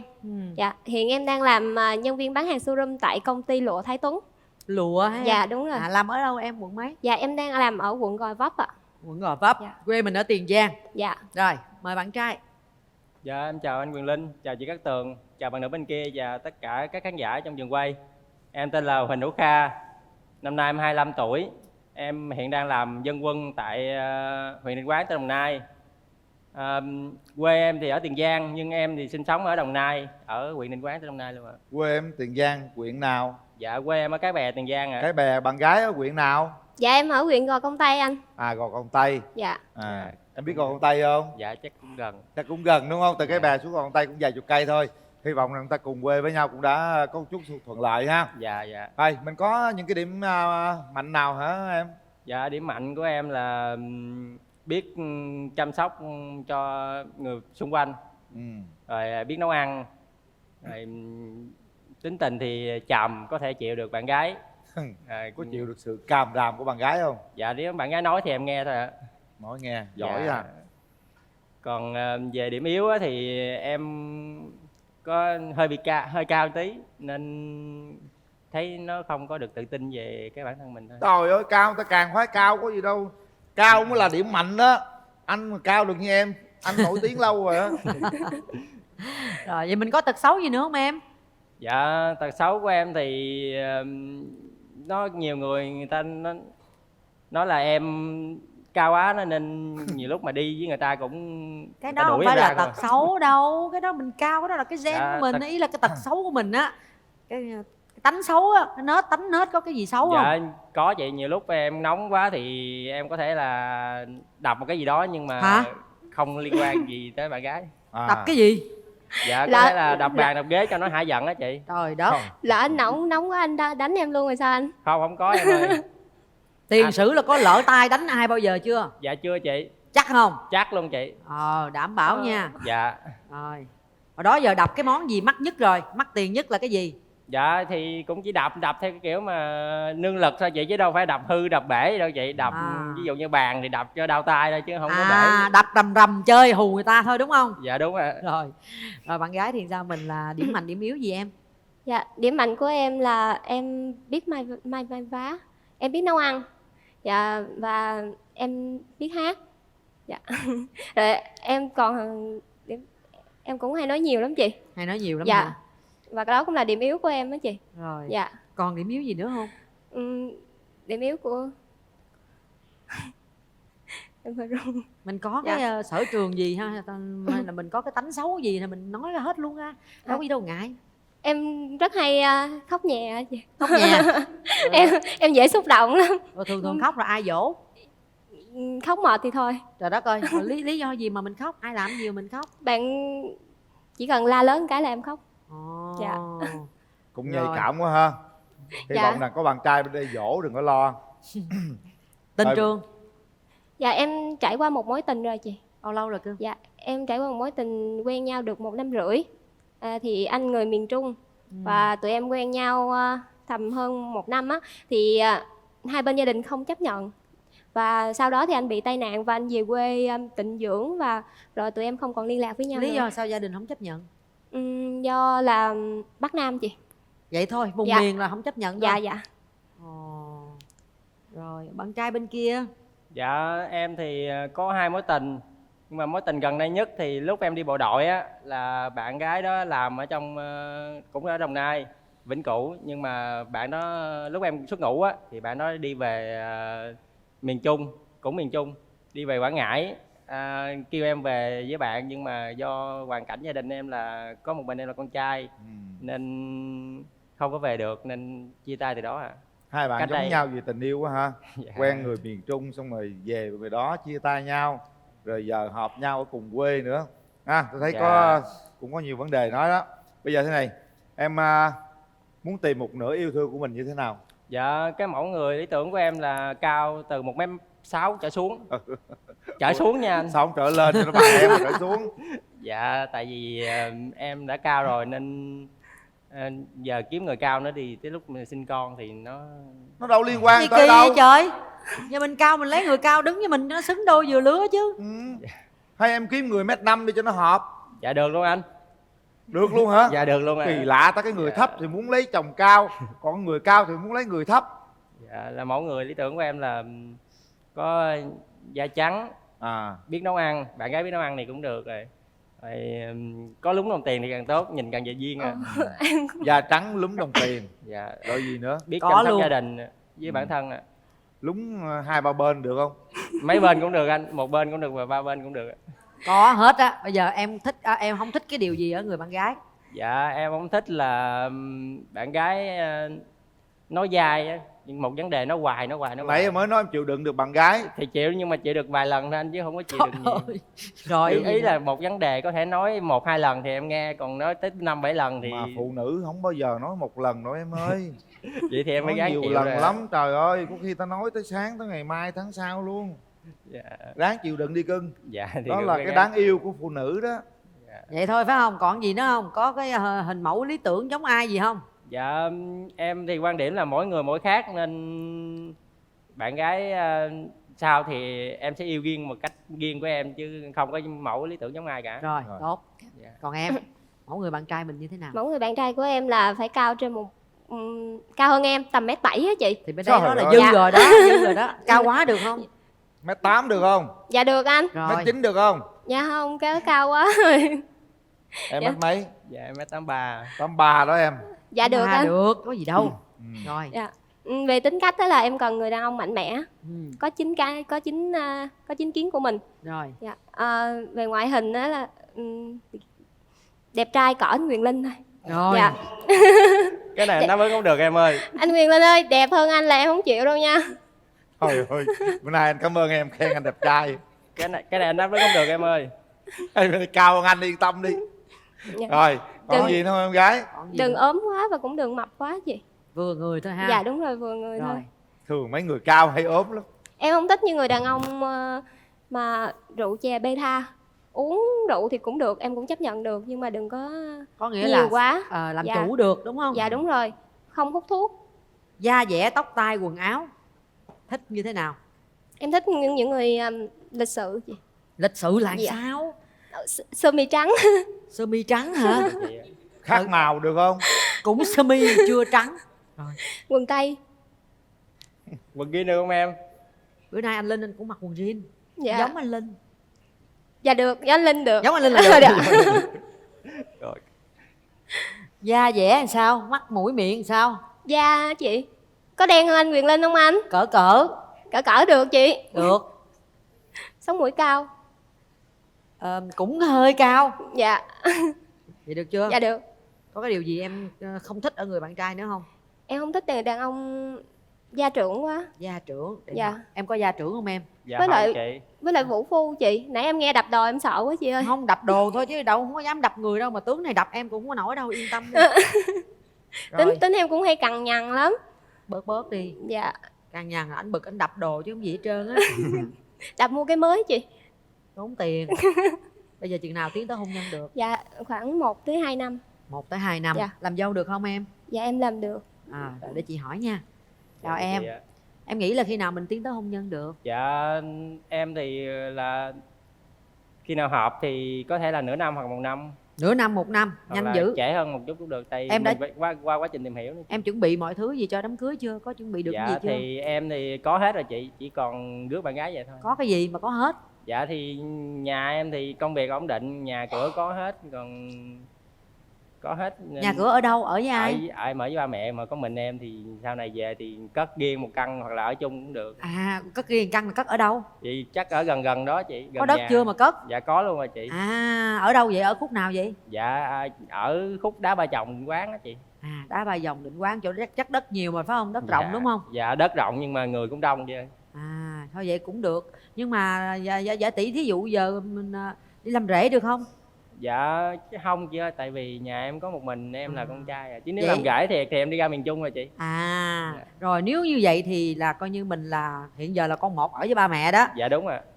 Vậy thì trước khi đi mẹ có dặn dò gì không? Kiếm con dâu tương lai như thế nào không? Mẹ chỉ nói là chỉ cần biết quan tâm chăm sóc này là được. Có đặt ra tiêu chuẩn mẹ có dặn là kiếm người như thế nào không? Dạ là mẹ nói là chỉ cần biết nấu ăn, về nấu ăn cho gia đình ăn là. Biết nấu ăn không em? Dạ em biết nấu nhưng mà không được ngon. Kệ, miễn là mình có lòng mình nấu được rồi. Dạ. Hiểu không? Rồi vậy là chuẩn bị mọi thứ rồi ha. Dạ. Rồi có mẹ có dặn tuổi tác rồi có chiều cao vóc dáng cân nặng gì không? Dạ thì cái đó thì mẹ dặn là phải người thấp thấp thôi chứ không có cao. Nhưng mà em cũng thích như vậy, tại vì Sao hai mẹ lý do con là giống vậy. nhau vậy? Dạ. Phải thấp mới được hả? Dạ Người ta tốt hết rồi người ta hơi cao cũng không được hả? hơi cao thôi chị. còn cao quá thì không được. Cao 1m8 chứ nhiêu. Thì em 1m83 em hơn người ta rồi. Được không? Dạ Em đi với anh em khỏi mang dài cũng được. Mình mang dép thấp thôi, Dạ. được không? vậy bạn gái bên đó cao bao nhiêu chị? 1m8. Phải không chị? 1m79 à. Được không? Dạ thì Cũng thấp hơn em 4 phân mà. chắc không? phải xem lại chứ. Xem gì trời. Ta muốn cao, ta muốn siêu mẫu chân dài. Bởi Này vậy không muốn siêu mẫu chân dài. Được rồi, anh qua thăm đàn gái coi có trắng như em muốn không ha. Dạ. Lúm đồng tiền, lúm mấy cái cũng được đúng không? Dạ dạ. Cao dưới 1m7, dưới 1m6 đúng không? Dạ đúng rồi. Rồi, đến coi coi. Chào anh. Chào em gái. Dạ. Được đấy. Da trắng có. Đồng Nụ tiền cười- có. Nụ cười rất tươi ha. Gái Tiền Giang mà ha. Dạ đúng rồi anh. Gái Tiền Giang là rất dễ thương nha. Chiều chồng luôn á. Dạ. Nhưng mà lúm đồng tiền phải có hả? Dạ không có cũng không sao anh. Rồi ta đâu cần có, ta vẫn duyên. Ôi trời ơi, đồng tiền ngon lành luôn. Xin lỗi đàn gái hơi bị xinh à. Dạ. Đó. Nhưng vấn đề chỗ là anh không có chịu về Tiền Giang. Dạ. Anh muốn em làm dâu được không? Dạ được, em làm dâu được. Dạ nhưng mà em thì em cũng không được giỏi cho lắm, cho nên là em cũng cần học hỏi thêm. Nếu chị chịu mà bác gái á chịu vô dễ với em thì em làm dâu được. Nấu ăn đó đúng không? Dạ đúng rồi. Nấu ăn qua anh chỉ cho. 3 khóa bảo đảm em chiên trứng được. Dạ. Chiên trứng được. Vậy là tay nghề em hơn anh rồi đó anh. Phải không? Dạ. Chiên trứng em chiên cũng được anh. Được không? Dạ. Không, đàn gái dễ thương lắm nha. Dạ dạ. Em cẩn thận nha. Chứ đàn gái là hơi bị được Con đó. gái công dung ngôn hạnh lắm đó. Em là tốt nghiệp ngành may mặc đúng không em? Dạ đúng ha chị. Là em may về chuyên về cái gì? Dạ em chuyên về công nghệ may, kỹ thuật may á chị. Em may được tất cả các Áo dài ai trang phục. đẹp quá vậy? Dạ công ty may cho em. Tưởng nói em may chứ không mà đẹp đó. Dạ. Nói chung là làm ngành may tức là cũng phải tỉ mỉ ha, Dạ. kiên nhẫn lắm. Thì những người làm ngành may á, thường thì chăm sóc gia đình rất là tốt, bởi người ta cẩn thận từng đường kim mũi chỉ. Đàn trai chịu đàn gái đó nha. Rồi bây giờ mình sẽ hỏi ý kiến của người nhà ha. Hôm nay em đi với ai? Dạ em đi với em gái ruột của em với lại 2 người bạn thân. À em ruột đó hả? Dạ. Rồi nhìn em gái ruột là biết chị như thế nào nha cưng. Dạ. Dạ. Dạ em chào anh Quyền Linh và chị Cát Tường và tất cả khán giả ở đây. Em tên là Ngọc Hân, là em gái của chị Trúc. Chị em thì rất là dễ thương và vui vẻ, vui tính nữa, và đặc biệt là rất là thương em, cũng hiếu thảo với cha mẹ. Nhưng mà chị em có một tật xấu là thích hay ngủ. Giống như là giận lên hay nóng tính á, thì nói chuyện thì lớn tiếng một xíu, nhưng mà thì cho qua hà. Dạ. Không biết là anh có chịu được tính của chị em ạ? Dạ thì chắc Dạ anh... gì nói chuyện với em, vợ tương lai mà dạ luôn hả? Dạ em run quá chị ơi. Chắc anh cũng sẽ gắng chịu đó em ơi. Dạ. Gì đâu có gì đâu ráng chịu. Người ta nóng tính ta nói lớn chút xíu còn đi ngủ không mà. Dạ. Đâu có làm gì đâu. Dạ. Dạ em thấy anh thì rất là lịch sự, nhìn rất là sao? Nhìn rất là cao đúng không? Dạ cao. Dạ hợp với rất là hợp với mẫu người của chị em ạ. Hợp không? Dạ hợp. Rồi Dạ. cảm ơn Nếu em được gái. dạ, nếu được thì anh chị cho nhau một cơ hội để tiến tới tìm hiểu ạ. Em xin hết. Rồi cảm ơn em. Gái chịu rồi ha. Rồi bên kia anh trai đi với ai nè? Dạ em đi với chị ruột của em với lại bạn của chị em ạ. Nhìn chị ruột luôn là biết ảnh luôn ha. Dạ. Chị Em xin chào giới anh thiệu Quyền Linh cho. và chị Cát Tường. Chào khán giả và chào em gái. Dạ, chị Em chị. tên là Huyền, chị của Hữu Kha. Dạ. Dạ. Hữu Kha nhà chị thì nó hiền lắm, nó hiền mà nó ngoan lắm, nó không có cờ bạc, không có rượu chè gì trơn á. Nói sao nghe vậy à, nó hiền ở nhà, nó là hiền nhất nhà luôn. Dạ. Nhìn chị quậy chứ nó không có quậy đâu cưng. Chị quậy luôn hả? Rồi chị nhận xét em gái này như thế nào chị? Dạ thì em nhìn em thì nhìn cũng được, nhưng mà nói chung thì em nhìn thì mắt em thì nó được, nhưng mà do duyên của hai đứa tìm hiểu nhau. Chứ nói gì cái chuyện về làm dâu á, nhà ba mẹ không có khó, tại vì Hữu Kha nó là con một.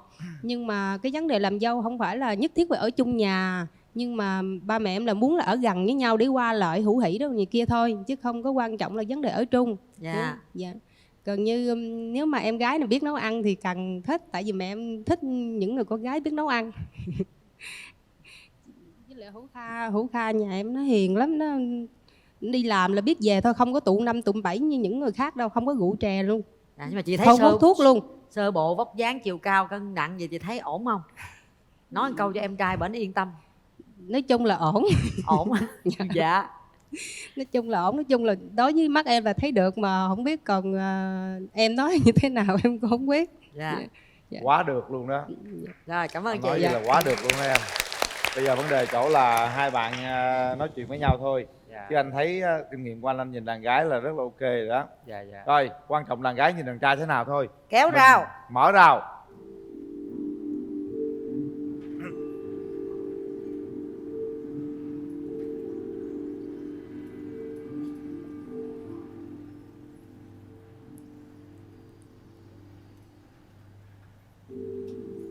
Rồi mời hai bạn. Mời các bạn. Dạ.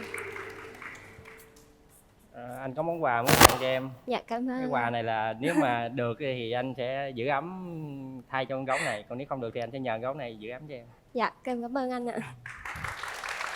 Chào ha. Rồi các bạn cứ trò chuyện đi các bạn. Hiện tại Cảm thì nhận em về đang làm ở đâu? nhau như thế nào? Dạ anh cứ hỏi anh. Hiện tại thì em đang làm ở đâu ạ? Dạ em làm ở quận Gò Vấp, thành phố Hồ Chí Minh. Gò Vấp hả? Dạ. Thì em làm đó là thứ bảy chủ nhật em nghỉ được hết hay sao? Dạ không anh, em làm xoay ca. Ca là Dạ em làm ca sáng ca. Dạ đúng rồi anh. Em làm theo ca sáng với ca tối. Hồi nãy nghề nghiệp của anh là gì em nghe chưa rõ. Anh làm dân quân ở xã mà ở huyện. Dạ. Vậy anh có lên được thành phố không anh? Có, thì nếu mà rảnh thì nếu mà được thì anh sẽ chạy lên thôi. Dạ, một tuần anh làm mấy ngày? Thì một tuần thì anh cứ làm giờ hành chính với lại những ngày, một tuần anh ý được một ngày á, nhưng mà nếu mà sắp xếp được thì anh lên hết. Còn em thì được nghỉ không? Dạ em xoay ca được. Xoay ca được. Dạ đúng rồi, khi nào anh lên thì anh cứ gọi trước cho em thì em có thể sắp xếp được thời gian của mình. Mà tính em thực sự là hay ghen lắm á anh. Ghen. Ở xa vậy thì em cũng hay ghen lắm á. Thì bất quá thì anh tắt điện thoại, tắt hết tất cả rồi chứ. Tắt rồi lấy gì em liên lạc? Đúng rồi anh. Ý là tắt những cái mà làm cho bạn gái ghen á gì. Tức là những ai mà gọi là dính tới bạn gái này kia hay là Dạ. gái này kia làm tắt hết đúng không? Dạ đúng rồi, xóa hết đó anh. Dạ đúng rồi. Xóa luôn. Tính em hay ghen cho nên là anh phải làm gì đó để cho em tin tưởng anh hơn. Tính em ghen. Dạ đúng rồi. Thì anh sẽ chứng minh qua thời gian anh sẽ chứng minh cho em thấy, chứ bây giờ anh có nói ra thì nó cũng chỉ là nhất thời thôi em à. Dạ. Anh có quan trọng về ngoại hình không anh? Dạ thì cái ngoại hình thì anh đã nói rồi, nhưng mà nếu mà xinh xấu gì thì nếu mà sau này về ở chung thì anh cần một cái người thật hơn là cái người mà qua một lớp nhân điểm. Tại vì mỗi sáng sớm thức dậy thì mình sẽ đối mặt với cái người thật hơn, chứ không phải là qua lớp nhân điểm. Hiện giờ là thật không hay là không thật? Hiện giờ thì em thấy bạn rất là xinh nè. Dạ. Là thật không? Hay giả? Anh đã có chuẩn bị gì cho tương lai sau này của gia đình mình chưa? Anh thì công việc thì anh có rồi, nghề nghiệp thì nếu mà em muốn về làm ở trên anh thì anh sẽ xin luôn cho em làm trên đó. Dạ. Để có thể gần nhà, gần gia đình, để có thể dễ dàng cho em đi lại. Chứ nếu đi xa quá thì anh thấy cũng sót. Dạ. Không, nếu như mà em với anh mà có tiến tới nữa thì em sẽ về chuyên ngành của mình, đó là bên kỹ thuật may, em làm được. Nếu như gần nhà anh có công ty may này kia thì em về được. Gần nhà anh có nhiều khu công nghiệp lắm. Dạ. Vậy thì tốt quá rồi. Dạ. Anh cảm nhận về em như thế nào anh? Thì như nãy anh nói đó, dạ. Em là một người xinh mà em còn biết nấu ăn nữa thì... Anh biết nấu ăn không anh? Anh thì cũng biết chút chút, đủ để nấu cho gia đình ăn thôi chứ cũng không phải là ngon lắm. Dạ. Còn anh thì biết chăm sóc gia đình, chăm sóc bản thân, thì tới lúc nếu mà em có quen anh thì em đừng có lo gì cái vụ mà chăm sóc. Dạ. Nếu mà có gì thì anh sẽ chăm sóc cho em. Dạ được. Còn về anh thì cũng ít đi chơi lắm, tại vì cái tính anh nó cũng hơi nhát tí á. cứ đi làm mà đi về nhà có nhiều người rủ anh đi nhậu anh cũng không đi nữa. Tại vì nhậu anh nhậu yếu, anh nhậu có chừng 2 ly 3 ly là anh xỉn mất tiêu rồi, mà xỉn mà vẫn biết đường về nhà chứ không có phải là lầy lội ngủ ở chỗ nào gái rồi. Anh nhậu xỉn thì xỉn nhưng mà vẫn còn tỉnh để về được nhà, vẫn biết đường dừng đúng lúc ấy. Dạ. Quan điểm gia đình như thế nào? Dạ thì quan điểm gia đình của em là chỉ cần hạnh phúc với nhau là được, chứ nếu mà người này căng thì người kia sẽ dùng, hoặc là người này dùng thì người kia sẽ căng, hoặc là ngược lại thôi, chứ hai bên căng thì nó sẽ đứt thôi. Nếu như trong một cuộc cãi nhau, nếu vợ em căng quá luôn thì em sẽ làm gì? Dạ thì em sẽ nhường vợ, rồi tới lúc nào mà vợ hết thì em sẽ nói lại, còn nếu mà vợ không nghe nữa thì em không nói nữa. Tính em thật sự ra thì em cũng bực mình, em hay nói nhiều lắm. Thì anh thì em thấy nghe nãy là có tính đập đòn, cho nên em cũng sợ. Nhiều khi anh nóng quá, em nói nhiều quá cái anh vớt em luôn. Anh chưa từng đánh ai luôn, anh chỉ có đập bàn, đập ghế, đập theo kiểu mà nóng quá thì mình đập cho mình hết nóng thôi chứ không có gì hết trơn á. Dạ. Nếu như em làm bạn gái giận, bạn gái khóc thì em sẽ làm gì để dỗ? Dạ thì em sẽ xin lỗi cho đến khi nào bạn gái hết giận thì thôi. Em khóc dai lắm á, em đụng chỉ cần nạt em tiếng là em khóc à. Thì em khóc dai thì anh cũng phải chai mặt để xin lỗi chứ. Em sợ là anh bỏ em khóc khi nào mệt thôi. Có đâu, thấy bạn gái khóc sao mà chịu được. Anh thì sợ nhất là nước mắt con gái, mà khóc con cái mà anh mềm lòng liền. Quan điểm về con cái thế nào các bạn? Nói với nhau nghe đi. Dạ thì hiện tại thì em cũng là đảng viên á. Em đi nghĩa vụ nên cũng có cái nộp đảng, nên dù gái hay trai chỉ 2 là đủ rồi. Hai bạn có món quà đặc biệt gì dành tặng nhau làm kỷ niệm đi, một bài hát hay là một gì đó? Anh có bài hát nào? Thì anh cũng hay hát lắm nhưng mà hát không có hay. Dạ. Thì anh cũng sẽ gửi tặng một khúc thôi. Rồi hai bạn đứng lên đi coi xứng đôi không, cặp này chiều cao rồi đó, mình đứng nắm tay nhau, mình truyền cảm hứng cho nhau, hát tặng nhau đi em. Hợp lý ha. Cao quá. Hát một bài suy nghĩ trong anh, một khúc thôi ạ. Nhìn bạn gái hát kìa. Hãy để cho anh được yêu em trong từng suy nghĩ. Dù là tên thôi nhưng anh cũng thấy vui rồi. Đừng nói chi em ơi, tình yêu không cần nói, chỉ cần cảm nhận thôi anh thấy cũng đủ rồi. Dạ. Làm gì càng hát càng nhỏ vậy? Anh nắm tay em anh run quá hay sao? Anh tay lạnh ngắt à? Em gái hát đáp lại đi. Dạ. Em hát đáp lại đi. Dạ em cũng xin gửi tặng anh một bài. Dạ. Em theo anh qua những cánh đồng thơm lúa Việt Nam, nơi bao năm xa cánh tương chừng hôm nay lớn dần. Lòng buồn dời dời xa xăm, gợi lại kỷ niệm khôn nguôi, hương khói lam ban chiều và mái tranh phố còn nằm nói.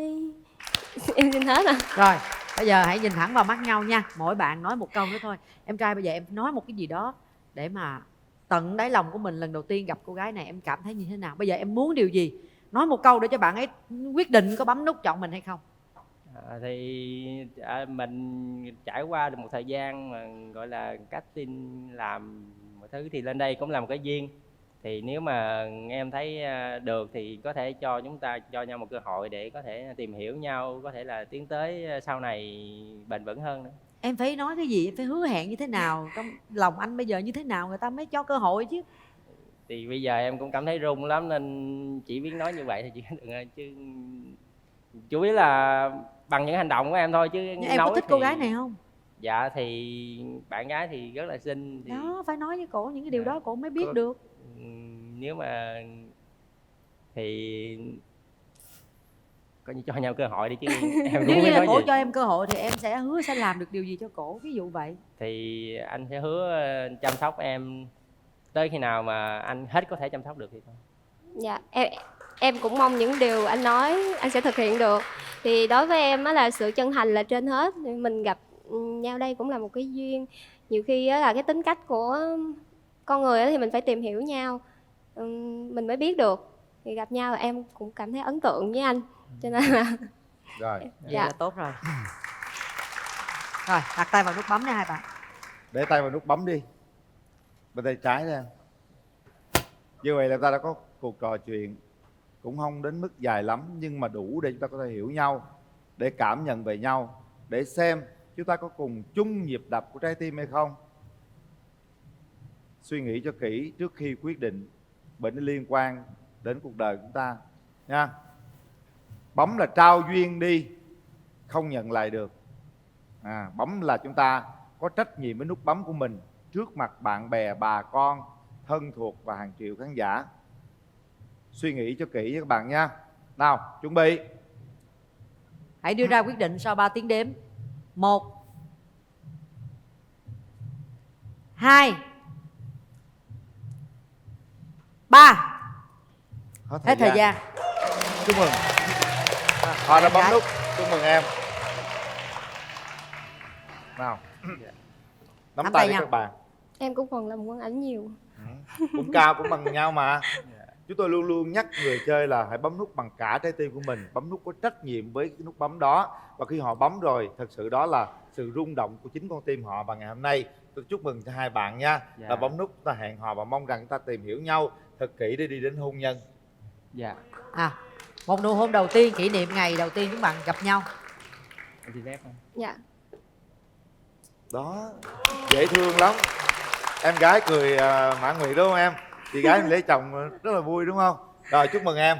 Đây là chiếc vé xem phim của cụm rạp Cinebox 212 lý chiến thắng để tặng các bạn. Hãy nắm chặt tay nhau, đừng buông tay ra nhé.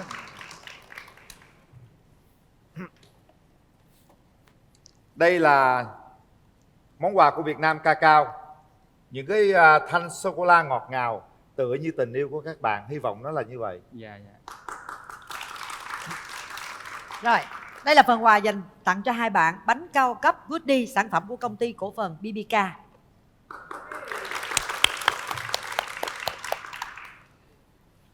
Và đây, phần quà dành tặng cho hai bạn là một chiếc Smart TV Aquino 40 inch trị giá là 6.990.000 đồng. Đến từ thương hiệu Aquino, tinh hoa công nghệ thăng hoa cảm xúc, sẽ nằm trong ngôi nhà của hai bạn nếu như hai bạn tiến tới hôn nhân.